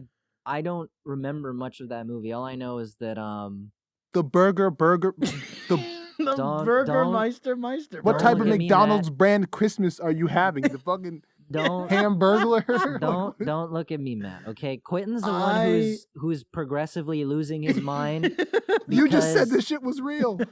Yeah, well, I know the movie's real. I don't know if what he's saying is real or if he drank some of the old blood or what's going on right now. Would you like me to impart this wisdom upon you? No. Well, shit. Okay, we are decided. So how it starts? He's slipping further and further. Let's move on to music before this gets any This man's more about to turn into insane. freaking Father Gascon. He's gonna turn into a reindeer with the bright red nose, and that's what he's gonna attack us as. Put a bright red nose on the Ludwig, the Holy Blade. Oh, I'm gonna be Vicar Quentin over here. That's what he's gonna be. He's gonna be so ridiculous, dude. Oh man. Okay, if you want to move on to music, if we can get off of the insanity, okay? Well, okay, yeah. We are leaving Innsmouth. What? You don't know that one? No, I don't. Lovecraft and stuff. There you go. Okay, cool. So, if you want to go to music, I think the only thing I can really give you, because I didn't listen to a lot of music as a kid, I listened to more music once I met, like, you, Matt, pretty much. Yeah. But what I did listen to as a kid was what my parents listened to, which was classic rock. So I have a lot of, I guess, nostalgia for classic rock with Led Zeppelin, AC/DC, stuff like that. Even, which as I get older, I hate the band more and more. But Poison, my mom listened to a lot of Poison. For me, my parents listened to a lot of like 80s R&B and hip hop, so that's a lot of what I have as nostalgia. Although there are certain like Spanish songs that they would play that for some reason just soothed my brothers and I when we were as babies. So like, you know, they played it a lot for me when a baby, and it would calm me down from crying. And then as the oldest brother, I would just experience it a lot with my little brothers when they were babies. So I kind of have a nostalgic attachment to those as well. Do you know what those songs are? Contra la Corriente. I don't remember the name of the artist. I can play it for you later. But Yeah. that's the one I can. That's the main one I can think of. I think that's the I'd- one that the youngest listened to. Yeah, my parents played a lot of Spanish music, so I'm curious if I've heard those songs before. Mine is like I said, I like I've said a couple times on this podcast. My family's a very big Disney family. We're really big into Disney. So the first 3 albums I had, I say I had as if I actually own them, but my family had that I listened to regularly were the soundtrack to Tarzan, the soundtrack to Brother Bear, and the soundtrack not to the Lion King movie, but to the Lion King musical. So Phil Collins, because he did Weird the music. combination. It's just all Disney. But Phil Collins did the music for Brother Bear and Tarzan. So since I listened to so much of him growing up, Phil Collins is still like an important, like he's still like a favorite singer of mine, just because I like his voice. I've listened to him a lot, and I mean the songs in Tarzan and Brother Bear are just really, really good. Did Phil Collins do Road to El Dorado? Was that someone else? I'm No, pretty that sure was Elton someone else. John. Got Yeah, it you. was- I was yeah, like, there's El- somebody else. Elton John did Road to El Dorado and Lion King. Got you. But he didn't sing any of the songs in Lion King. He just did the song. He wrote the songs for them and stuff. But yeah, so I had those, and then the Lion King musical, which was funny because we didn't see the Lion King musical for several years, but just had the album. The musical is very good though. I did eventually see it. I've seen it like twice. I thought they'd be the like regular movies you think of when you think of Disney or early Disney songs, you know, like the Mulan and Pocahontas. Well, and my dad's favorite singer is Phil Collins, so of course he would have the Tarzan. albums from the two movies that Phil Collins did the music for. Right. Okay, I was like sitting here like ready to be like, you know, for a long time we've been marching off to battle. I mean, those But you didn't songs even are say very that. nostalgic, but I think I'm more nostalgic for the movie as a whole than the actual soundtracks versus, I mean, I can pop off singing some songs from Tarzan and Brother Bear, both underrated Disney movies, mind you. I think, especially Brother Bear. Not a lot of people like Brother Bear, but I love that movie. I think for me, like this kind of goes back to the musicals that I listened to were all filmed. So as like we didn't really go to a lot of stage musicals. So that's really that kind of goes along with both the movies and the music side of things. Because like Jesus Christ Superstar, the album for like the I think it was 1995 recording, fire, straight fire. I could listen to that all day. I didn't, like I said, I didn't listen to a lot of music as a kid, so I didn't really develop any of that nostalgia for anything except for like classic rock, I guess. But there are, like we were talking earlier about how there are certain shows that feel nostalgic, like they try to grab that nostalgic feeling even if you don't have it for that thing. I think there's some music with that, like M83. They make a lot of music that's just very odd, for lack of a better word, I guess. Like, you know, Midnight City? No, You don't, I bet you do if I played it for you. maybe. But it was a very popular song a while back. And it harkens to a nostalgic feeling, even though I guess you don't really know what you're feeling nostalgic for. And the only reason I bring this up is because actually, one of my friends, his sister, was telling me about music that is nostalgic, and she brought up Midnight City. I was like, okay, and I listened to it, and I got 100% what she was saying after she explained it to me, even though I'd heard that song before, and I could never place what I was feeling while listening to it. When she told me that, I was like, I 100% get it. I get what you're saying. There are just some songs that are trying to create the nostalgic feel. You know, like it's sort of. Do you know the feeling of being out near midnight with like friends, driving down like a road real fast? It's a nice chill breeze outside, windows down. That feeling? Absolutely not. What the fuck? Yes, I do. I've never done that. I mean, I don't even know what to say about that. That's just like the best feeling. I've never gone for a midnight drive with someone before. I've never had that experience. Oh man, we got to do that tonight then.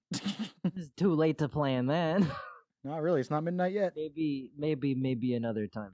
But that feeling, Matt, that feeling distilled into a song. I'll say okay. Sounds weird. It's something you have to feel. I'm That's sure music. you're gonna like play it for us later, and then maybe I'll understand what you're talking about. It's something you have to feel, but it's like, yeah, that she explained it to me, and I was like, that is 100%. I get what you're saying, based only on you saying it is nostalgia, pretty much nostalgia bait for music. I don't know where to go from there. Well, I mean, we could move on to games from there, I suppose. There's Which- a million games. So I'm gonna start off with two things. For one, I want to mention Kingdom Hearts real quick. I talked about it last week.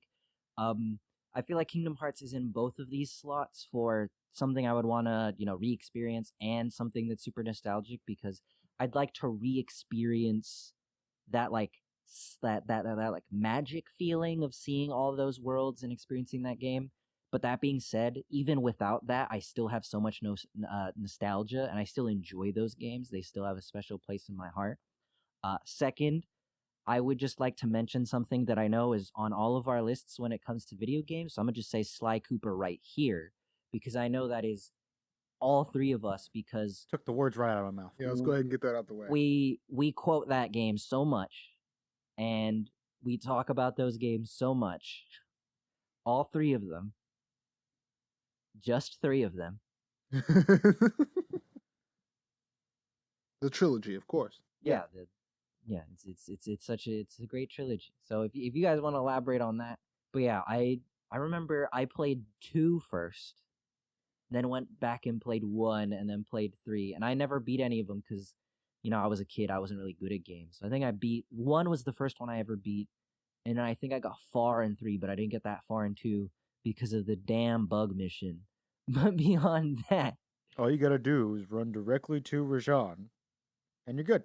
I don't want to hear a word out of you defending that bug mission. I'm I gonna fucking dropkick you. I played it the first one first, and then I remember my mom took me to like Toys R Us actually to buy another video game, and I saw that they didn't have 2, but they had 3, so I bought 3, and then went home played that, and then it was probably like a year later, maybe 2 years later, I had forgotten that I'd never played 2, and some kid, I think I actually remember who it was. I remember a lot of my friends' names from back then.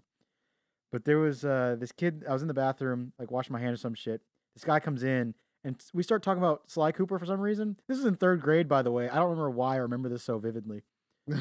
But he came in. I was washing my hands, and he was talking to me about Sly Cooper. And he was saying, I was saying, which one's your favorite? He's like, the one where you're getting all the parts back. I'm like, what are you talking about? He's like, the one where you know the guy you fight in the first one. I'm like, yeah, Clockwork. He's like, yeah, it's that one. He gets taken apart, and then there's another one where you're trying to put them all back together or something. And I had no idea what he was talking about, and was like, this man is lying to me. What is with you when people tell you things that are true and you don't believe them? First, you don't think that Fallout 3 is the 3rd game in the Fallout series. It's not. It's the And now level this of dude Fallout. is trying to tell you. Now this dude is trying to tell you about Sly Cooper 2, and you've only played 1 and 3, and you don't think about the fact that maybe he's talking about the game that you have yet to play. In case, I just want to say this, like this is just all wishful thinking, but in case the guy listens to this, or I talk to him, because I actually somewhat keep in contact with people. But I'm gonna say it was this guy named John. I'm not gonna give his last name, but this guy named John. And if I show this to John, I want him to tell me, yeah, I remember that too, because I don't want to feel crazy. Is John the same person as the Fallout 3? Because No, that was Gabe. Okay, so you have to apologize. I have to John. apologize to Gabe, and I have to tell John, hey, I did play too. I cannot believe that you actually argued with a person that Fallout 3 was not. Oh man, the I bet 3rd game. you he was so upset at that moment too, bro. He probably thought you were an idiot. Oh, he probably still does. Or you gaslit him and he thought he was an idiot. He was like, "Did I?" Am I the insane one? He's so smart. He's so smart. He's so confidently incorrect. But yeah, I watched one of my close family friends play 2, and so I went back and wanted to play 2, not knowing that it was 2. And so I played 2, and then I played 3, and then like I saw bits and pieces of 1, and because it looked so much older, of course, than like 2 or 3, I really wasn't interested in playing it until I was, and then I played it. So I went 2, 3, 1. 1, 3, 2. 2, 1, 3. Wow. What are the odds? So all different orders. Yeah, magical. I want to say I know before the- Matthew says it, I want to say Jack and Daxter, best Jack. you Oh wait, game. wait, wait. Jack and Daxter is before full we move nostalgia. on, There you go. Before we move Jack 2 and Jack 3. Fuck that game. before we move on from Fuck Sly you. Cooper, I would like to state that I know typically the consensus is that 2 is the best one. I stand 3 is the best one. 2 is very good. I stand Sly 3 is the best Sly game. Sly 3 is the best one. Sly Yeah. 3 is the best one. Okay, yeah. Who- As long as we're all in agreement and we realize that all of those people who think that Sly 2 is the Hey, best are if wrong. you think I'm wrong for thinking Sly 3 is the best one, then I challenge you guys to 1v1 dogfight in Sly 3. Oh I will man, kick your challenge ass. you Let's get to out. Bro, those boat multiplayer battles. things were Let's so go. good. Right? Man, those games. Yeah, Jack and Daxter. Jack 2 and no Jack Jack 3. 2 and no Jack 3. Those Jack games 2 don't and Jack exist. 3. Jack and Daxter might exist. Jack and Daxter was the best. Jack 2 and Jack 3 were the best. Like, you got to just roam around the city. If you were wanting to play GTA as a kid, that's what you really had. It had this nice, dark, edgy feel, this dark sci-fi I don't know what you're feel. talking about. There are horrible parents that just let their kids play GTA, so that's a lie. I don't. If you wanted to play GTA, I have no. just play GTA. I have no stake in this If because you I wanted to didn't. play GTA, but also you like have a creative mind, play Jack 2 and Jack 3. I If you're a sad little man, agree. play Jack and Daxter. I have no stake in this because I'm I will sorry. no played- longer I'm agree. sorry. Fuck you. Like, I'm what was sorry. that? I was about to give you praise. I was fully prepared for I- opposition. I never played Jack and You Daxter committed a bit too hard. or Ratchet and Clank. I only played Sly Cooper. I have no stake here. I didn't play Ratchet and Clank until a little bit later in my childhood. Same here. Actually, there's a story for that. I played Ratchet and Clank Size Matters on the PS2. Did you and- tell someone that it wasn't the first game, No, I did not. or that it was the first game? No, I was playing that one. I was playing Ratchet and Clank Size Matters on the PS2, and I got stuck because I couldn't remember which planet I had to go to, and I don't know if there was a menu option for telling you exactly where to go, because it's not like they have map markers, It was kind of just like you land on a planet, walk around the planet, and find where you're supposed to go. We had Ratchet and Clank Up Your Arsenal, and that really got me into the strategic games because there was actually no strategy involved, but it felt like it. When you did like the little multiplayer things, you had bases and you were trying to overtake each other's bases so you could take down. It was like a whole thing of I need to disable this shield so I can destroy their base, and playing that with my little brothers was fun. And it kind of got me into like the idea of using strategy in games. I It was thought- really fun. That was gonna be. It kind of got me the idea of using guns. Made me feel like shooting people. with Size Matters, whenever I couldn't beat it, I remember I booted up the PS2 like 5-6 years after I shut it down, and He never touched the PS2 after he couldn't beat that game. yeah, right. No, I started up the PS2 and put that game in because I was like, I remember I never beat this game. I put it in. I still had the same save, so I started walking around. Got to a planet that I'm actually supposed to be on. It played a cutscene, and then I fought a boss on that planet. End credits. Right? I was literally one mission away from beating that game, and I quit because I didn't know where to go. That was me for Kingdom Hearts, the first one. When I got to the Kingdom Hearts 1 will do that to you. At 100%, there's moments in that game where it just does not tell you where to go. well, even beyond that, like I got to what apparently the final boss was. Didn't know it was, but I was just like, this boss is too difficult. Never picked up the game again. And then it was either you or someone else that had asked me, like, where did you stop? And I was like, such and such boss fight. And you're like, that was the last boss fight. And I was like, shame. And I never finished it. But other than that, I thought of Kid Icarus Uprising for the 3DS. Oh, that's a good one. That game I fucking love with my whole ass. Like I love that, That game game so I'm much. is sorry so with your weird, whole though. what? You heard me. Don't question what he said. I will. No. I will stand with him on this one. Support. Crazy. I'll stand by him.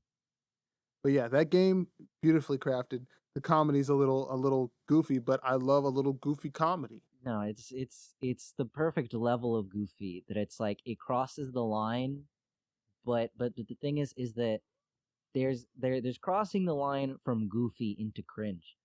But that crosses the line from goofy to cringe and then somehow crosses the line again back into goofy. Yeah. Because it's just hilarious and I love that game Masterful. so much. Something for me that I think is a lot of kids our age who played games, just the Lego games were so good. Like the original Lego Star Wars games, I think are the big ones. Really wish I played more of those. I only played the Lego Star Wars, the original saga. I still play Lego games whenever That's they still a come out. classic. They're really I fun. only played it at my friend's house. I never owned any of the Lego games except for Lego Indiana Jones right at the end of the PS2's life cycle. I came to understand what games could do when they introduced split screening to Lego games. Oh, yeah. It was revolutionary. My mind was fucking blown. I could no longer torment my little brothers by preventing them from progressing forward Lego by Star just Wars. resisting the screen moving. Lego Star Wars, the complete saga, was the first time I realized that there were second generation consoles that games just came out on, because I had a Wii and I had a PS2, but I played the PS2 more because I preferred like a proper controller versus like the Wiimote and an nunchuck. And I wanted to play Lego Star Wars The Complete Saga because I'd played, both of the original games, but I wanted to play them together. And I kept trying to get it, and every time I went to GameStop, they're like, it's not on PS2. And I'm like, what do you mean it's not on PS2? I'm like, it's on later consoles. I'm like, what does that mean? What What does do you it mean? mean? What do you Later mean? consoles. I got mine pretty late. It's like what do you I what do you have mean? mine It's at it's like home. What do you mean? it's on Wii, and I'm like, well, why is it on Wii and it's not on PS2? There's games that are on the Wii and on PS2, and it's like, well, that's not one of them. It's just too late. I did not comprehend the idea that there was such a thing as a PlayStation 3 until like years later. Like for some reason in my brain, like the fact that there was a PS1 and you could not play PS1 games on the PS2, I did not connect that the same thing would happen to the PS2 eventually. Granted, that didn't happen to the PS2 for years because the PS2 is like the longest surviving game console ever. Which, Weren't speaking you of which, also able to play all PS1 games on PS2s? not the You later just had to ones. try over and over again. I heard about that too. Yeah, the trick of going again and again and again until No, I played the Spyro. the copyright thing on the disc fucked up, and then it would let you play. Yeah, I have like one of the later ones. I have the slim ones, so you can, it doesn't have the Trash. it doesn't have I like got the fat boy. yeah, it doesn't have like the what is it, the what compatibility or whatever it's called. Backwards? Yeah, the backwards compatibility. Forwards compatibility. But yeah, so honestly, I feel like just PS2 games in general, there's so many classics. I've talked Yeah. about this before. I think the PS2 era was the era of actually high quality move-in tie-in games. The Shrek 2 game, fire. The B movie game. the B movie game, Fire. fire. This was technically a little later, but like the Ratatouille game, fire. Transformers the movie video game. SpongeBob the Holy movie shit. video game. Holy shit. Yeah, this technically Iron wasn't a Man the movie. movie video game. I never played that one, but Uh, I know it's not a movie, but it's like it's in the same vein as the SpongeBob movie game, like SpongeBob Battle for Bikini Bottom, fire. Like all of those tie-in games were so good.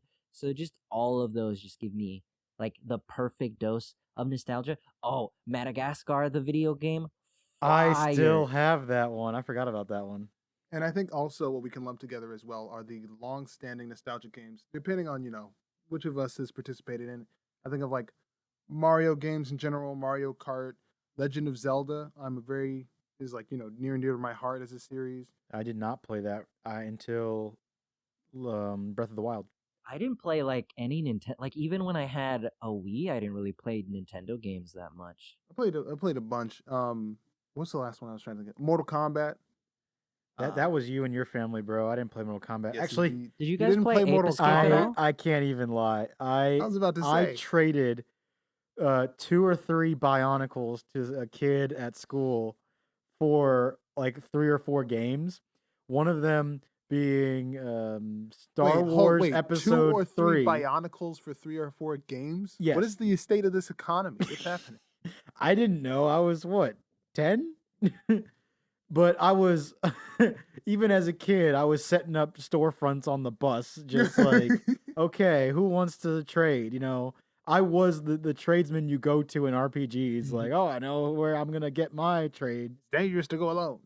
Yeah, and like he gave me Star Wars Episode 3, the video game for PS2, Fire. which I actually didn't like. He also gave me Mortal Kombat Deception and Mortal Kombat, what is it, Armageddon? I think Yeah, that's yeah, Armageddon. yeah. Deception and Armageddon. Deception was my favorite. Also, side note, has nothing to do with it, but in Deception, there's a character named Baraka. Me and my buddies, after Obama got elected, we would say Baraka Obama wins, and it was so stupid, but it was funny. Did either of you guys play any of the Ape Escape games on PS2? Those specifically the third one is very nostalgic for me. I really enjoyed those games. There's one game on the Wii that's nostalgic for me, and I know that it's also nostalgic for Quentin. I Or was it gonna might I be was gonna say, nostalgic for Quentin. is that allowed? Like, was that too late in our childhood? No, it's allowed.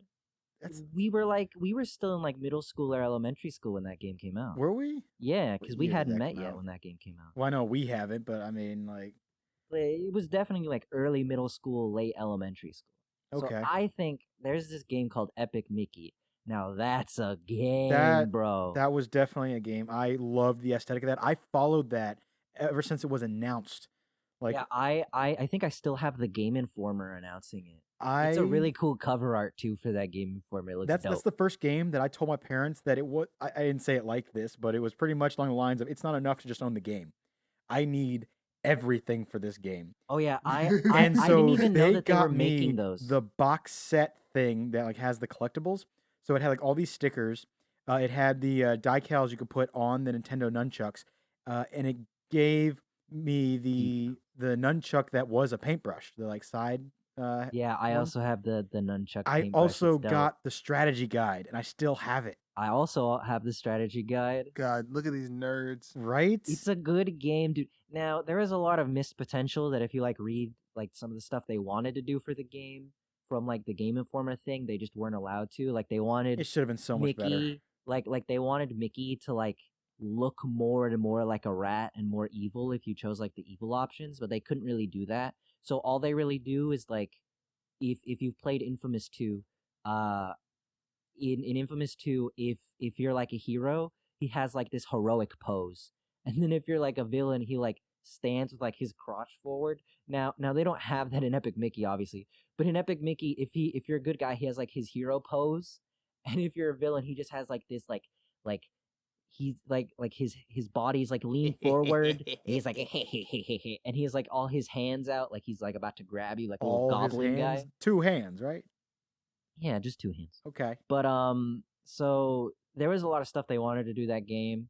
There is some missed potential in that game, but there's a lot of good ideas in that game, and it's really really good.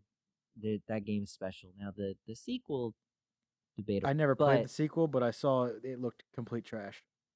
it's fun, but I think they kind of ruined elements of it. I was so into Epic Mickey, like everything that they were hyping it up to be, or I was hyping myself up for it to be. It looked like it was about to be one of the greatest games ever made. I don't know why, as a kid, I gravitated towards that because I wasn't even a Disney kid. I wasn't big into Disney, but I was like, this looks amazing. The art style, the aesthetic, what they were going for.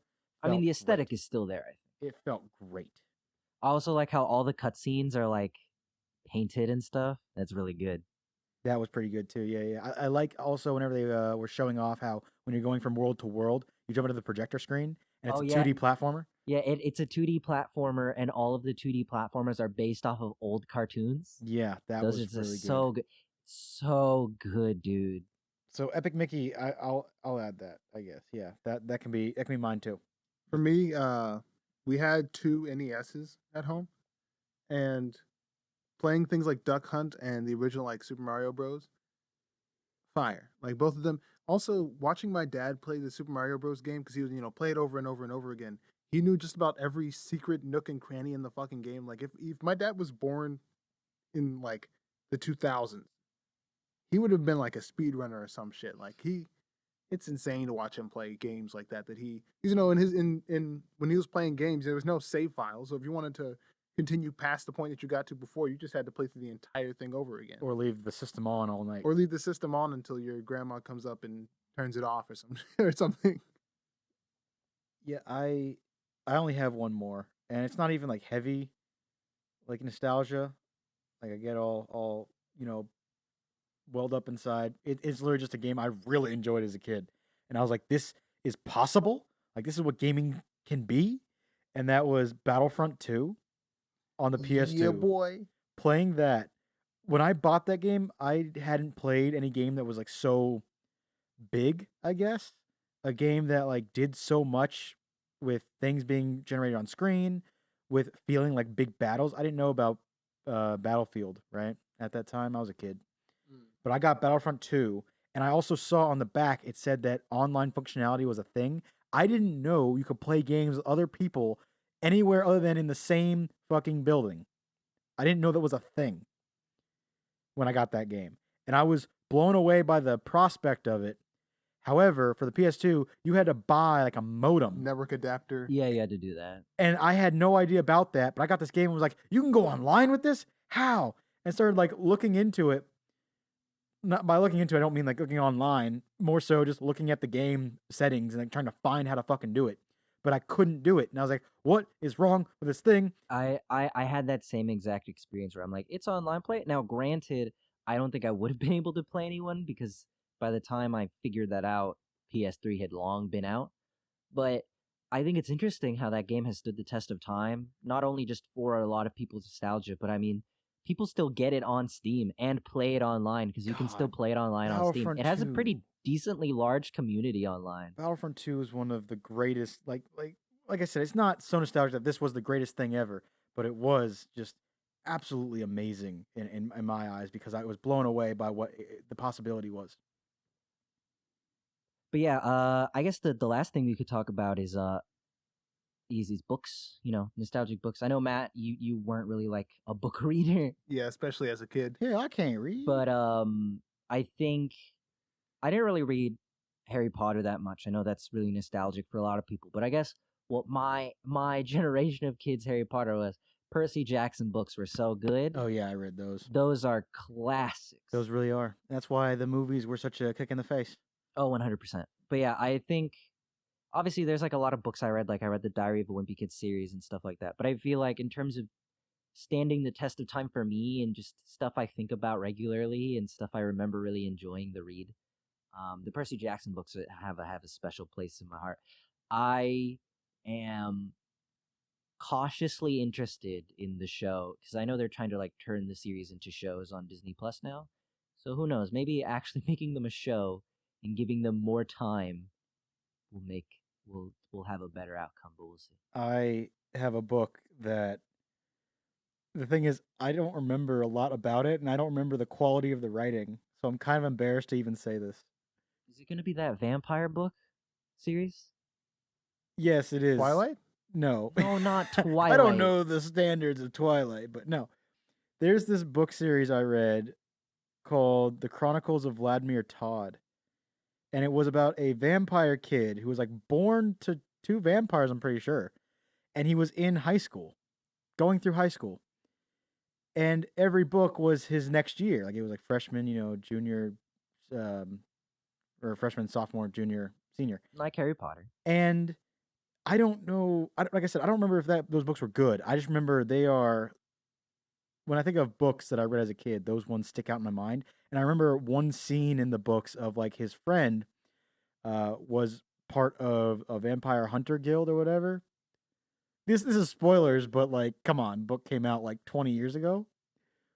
And I'll probably forget everything you said about these books by the time I eventually read them. his buddy who was part of a vampire hunters guild, like passed down, generation to generation. His friend stabbed him through the heart with a stake, and our character wakes up the next day like, what the fuck? Like I didn't die, and he's like, oh, the guy must have missed because if you get stabbed in the heart with a stake, you die. But then he goes and tells his buddy because his buddy's like, I'm sorry I had to do that, but being a vampire hunter and all. But he said, I'm surprised you survived. And Vladimir's like, well, you must have missed. And he's like, I never miss. And that's supposed to show you there's something off, which it's a whole thing that they bring up that there's supposed to be a vampire who's like an ultimate supreme vampire in vampire society who can't be killed like vampires are supposed to be killed. And so Vladimir Todd is Yeah. that vampire. Okay. Yeah. I never finished the series though. I think I was on the last book or the second to last book, and I just stopped. I still own them. I actually stare at them. I say stare at them. I see them every day. I have them on my bar at my apartment. They're just sitting there underneath my Witcher books. And I look at them every once in a while. I'm like, you know what? I should read those again, whether they're good or not, just to verify if they were good. Because I've named something Disney related for basically every single one of these subjects, I think I should add one more to this book section just to show how much of a Disney nerd I am. But the Kingdom Keepers books were a bit later in my life because they came out like around middle school. But those have a special place in my heart just because I love the Disney parks. or at least what they used to be, because Disney parks are turning into something different now. That's a whole other story. But I really like the Disney parks and the Kingdom Keepers books. Very heavily focus on the parks and behind the scenes of what everything is, and I really like that series. I know they've started like a second one, and I have to get into it. It's just been a while since I've like sat down to read stuff. But the Kingdom Keepers books are also really really cool. I feel like that kind of fills the Disney void in terms of literature. But even then, you could argue Percy Jackson still fits that because, well, I don't think the original Percy Jackson books were. The what was it, Heroes of Olympus or whatever is like the second series. Those were published by Disney Hyperion, which is their book publishing company. So it's also technically Disney. Disney owns everything. I can't like Percy Jackson anymore. When did you like Percy Jackson? Well, I thought I did, but but no, I'm not so sure. yeah, the Kingdom Keepers books are really really good. I'd recommend them if you like the Disney parks at all. I think it's really really cool and a interesting premise.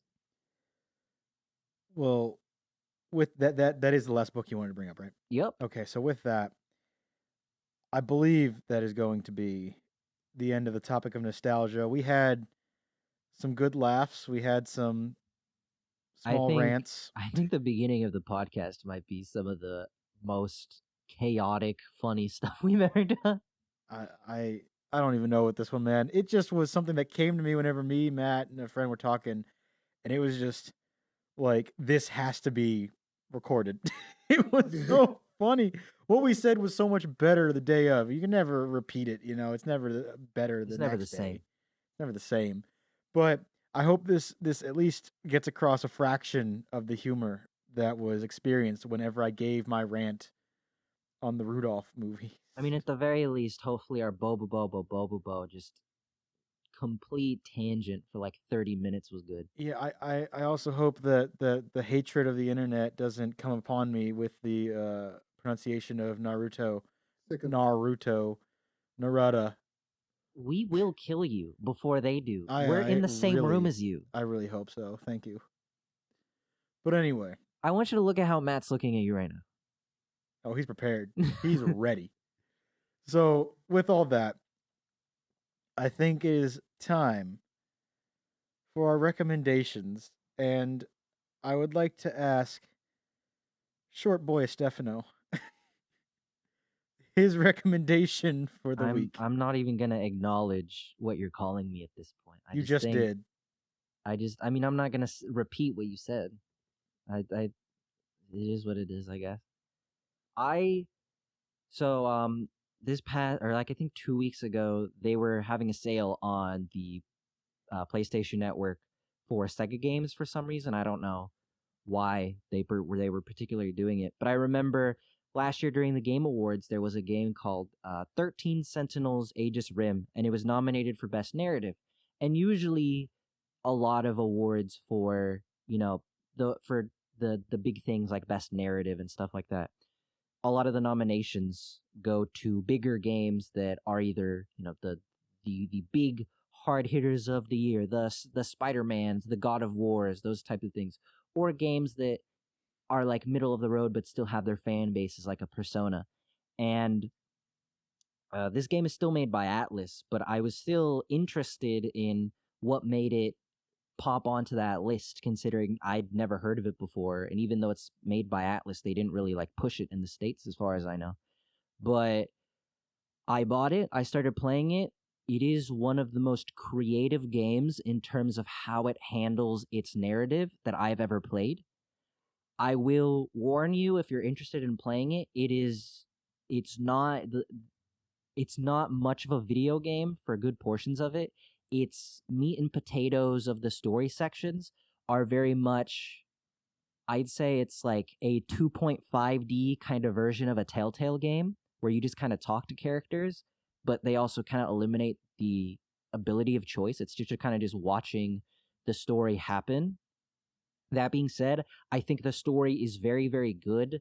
The way they allow you to choose the different characters you experience the story with and how it's all kind of out of order and disjointed makes it really interesting because you can learn certain twists in different orders depending on who you pick. And I think all the characters are really, really cool and really well fleshed out. And you might really dislike a character when you're playing as one character, but then you see them from another perspective and you're like, oh, that's really cool. There's a lot of tropey stuff in terms of sci-fi. It has basically every sci-fi trope minus a lightsaber that you could possibly imagine. But overall, I highly recommend it for those of you who like story games. The gameplay of it is a strategy game. It's very, very simplified, but I'm not really into the XCOM, you know, Fire Emblem type strategy games. Those seem like a lot for me, so the simplicity of it is also nice for me. But that's probably my recommendation. It's incredibly good for those of you who are interested in something like new and fresh in terms of how it tells its story. Highly recommend. And what about you, tall man Matthew? I just have a few. I recommend to watch Squid Game for all of you out there except Quentin. And then I've been playing a lot of Star Wars: The Old Republic lately. I respect that. I'm not like a hardcore Star Wars. I'm not a hardcore The Old Republic player. I mainly just am here for the story missions, because I love to mix it up a little. Right now, I'm playing a light side Sith, and it's really fun to watch Jedi react in confusion as I'm like, "Hey, I don't want to fight you. I don't want to have to kill anyone." So yeah, that's all I recommend. I actually was having trouble thinking about what to recommend. I haven't been doing a whole lot this week except for like hanging out with friends, which I did recommend what in our first podcast? I think you did recommend that. Yeah, so I can't recommend that again. Like, don't want to be a broken record. Haven't Oh, you also play Ghost of Tsushima. Okay, there it is. You're gonna cut that out again. Haven't you been playing like Vampire or something like that? No, I played like an hour of that, and then I told Matt, "Hey, if you want to play it, I'll play with you." And then Matt stopped playing it, so say lovey. But I will be playing it again. I'm just yeah, you're caught up in Old Republic. I get it. I get it. At least I think I do. And so the thing I've been doing mostly that I can recommend is that I've been editing quite a bit. Some of the stuff that we've been working on, and also these podcasts. And so I will recommend editing in the free software of Davinci Resolve, which is what I use, what we all use actually, whenever we all get into editing, I guess. And so it's free. It's not awful. It's pretty good actually. My mom got me onto it because she was going to film school, and they were trying to teach them how to use DaVinci Resolve instead of the Adobe suite. So I'd recommend DaVinci Resolve for your editing needs. Not being sponsored, not being paid. However, if they want to, totally down for that. Also, some of the stuff I will be playing or doing in the upcoming future.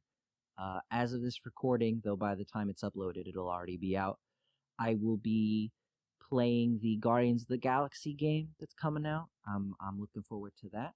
And also, at some point, I know the three of us are going to play that new update to Grounded because that looks like a lot of fun. They changed quite a bit with that game. So I guess I cannot recommend the new version of Grounded because we have yet to play it. But Grounded itself is very fun for all of you who do not have arachnophobia because the spiders in that game are mortifying. There's a lot of phobias that you can't play that game with. That is true. But I'm looking forward to playing both of those. Who knows? Maybe they'll wind up in next episode's recommendations. I actually just remembered what Matthew told me his recommendation would be. And I'm kind of upset you didn't use that one because that's one that I actually was like, yeah, that's a good one. You know what's a good recommendation? There's this game called Inscryption. Oh yeah, forgot about that. And it looks amazing. I played the demo. They actually have a demo. What games have demos nowadays? Like, come on. Insane. It's new great. age. And so I played the demo and am heavily intrigued. I play quite a bit of what's that game called? Slay the Spire. And you can tell it's heavily inspired by Slay the Spire, but it's definitely its own game as well because there's so much going on outside of it. It feels also like a meta game, like Doki Doki Literature Club. I don't know if that's true, if it actually like will read your file and do shit, but from the trailers and from everything I've seen with it, I could definitely see it doing some trippy shit like that. That'd be really cool. So I'm gonna recommend that game based upon the 1 hour I played in the demo. So And I'll recommend it off the gameplay I watched of John Wolf. Shout out to John Wolf. Go check out his channel. yeah, that I want to add with my Davinci Resolve. He wants to add that with his Ghost of Tsushima and Squid Game, and that's that. I guess that is the nostalgia episode 6 of the Media Buffering Podcast. I think that is going to be that. As always, we'll have our social medias, Twitter, Instagram, TikTok, all linked in the description. If you are into superhero stuff, go check out our special episode where me and Matt talk all things DC fandom. Like I mentioned at the beginning, Matt and I are the DC fans of this podcast. I think we talked about some interesting stuff. It was a lot of fun. Indeed. Go in peace, friends. And that'll be that. Bye. See you guys.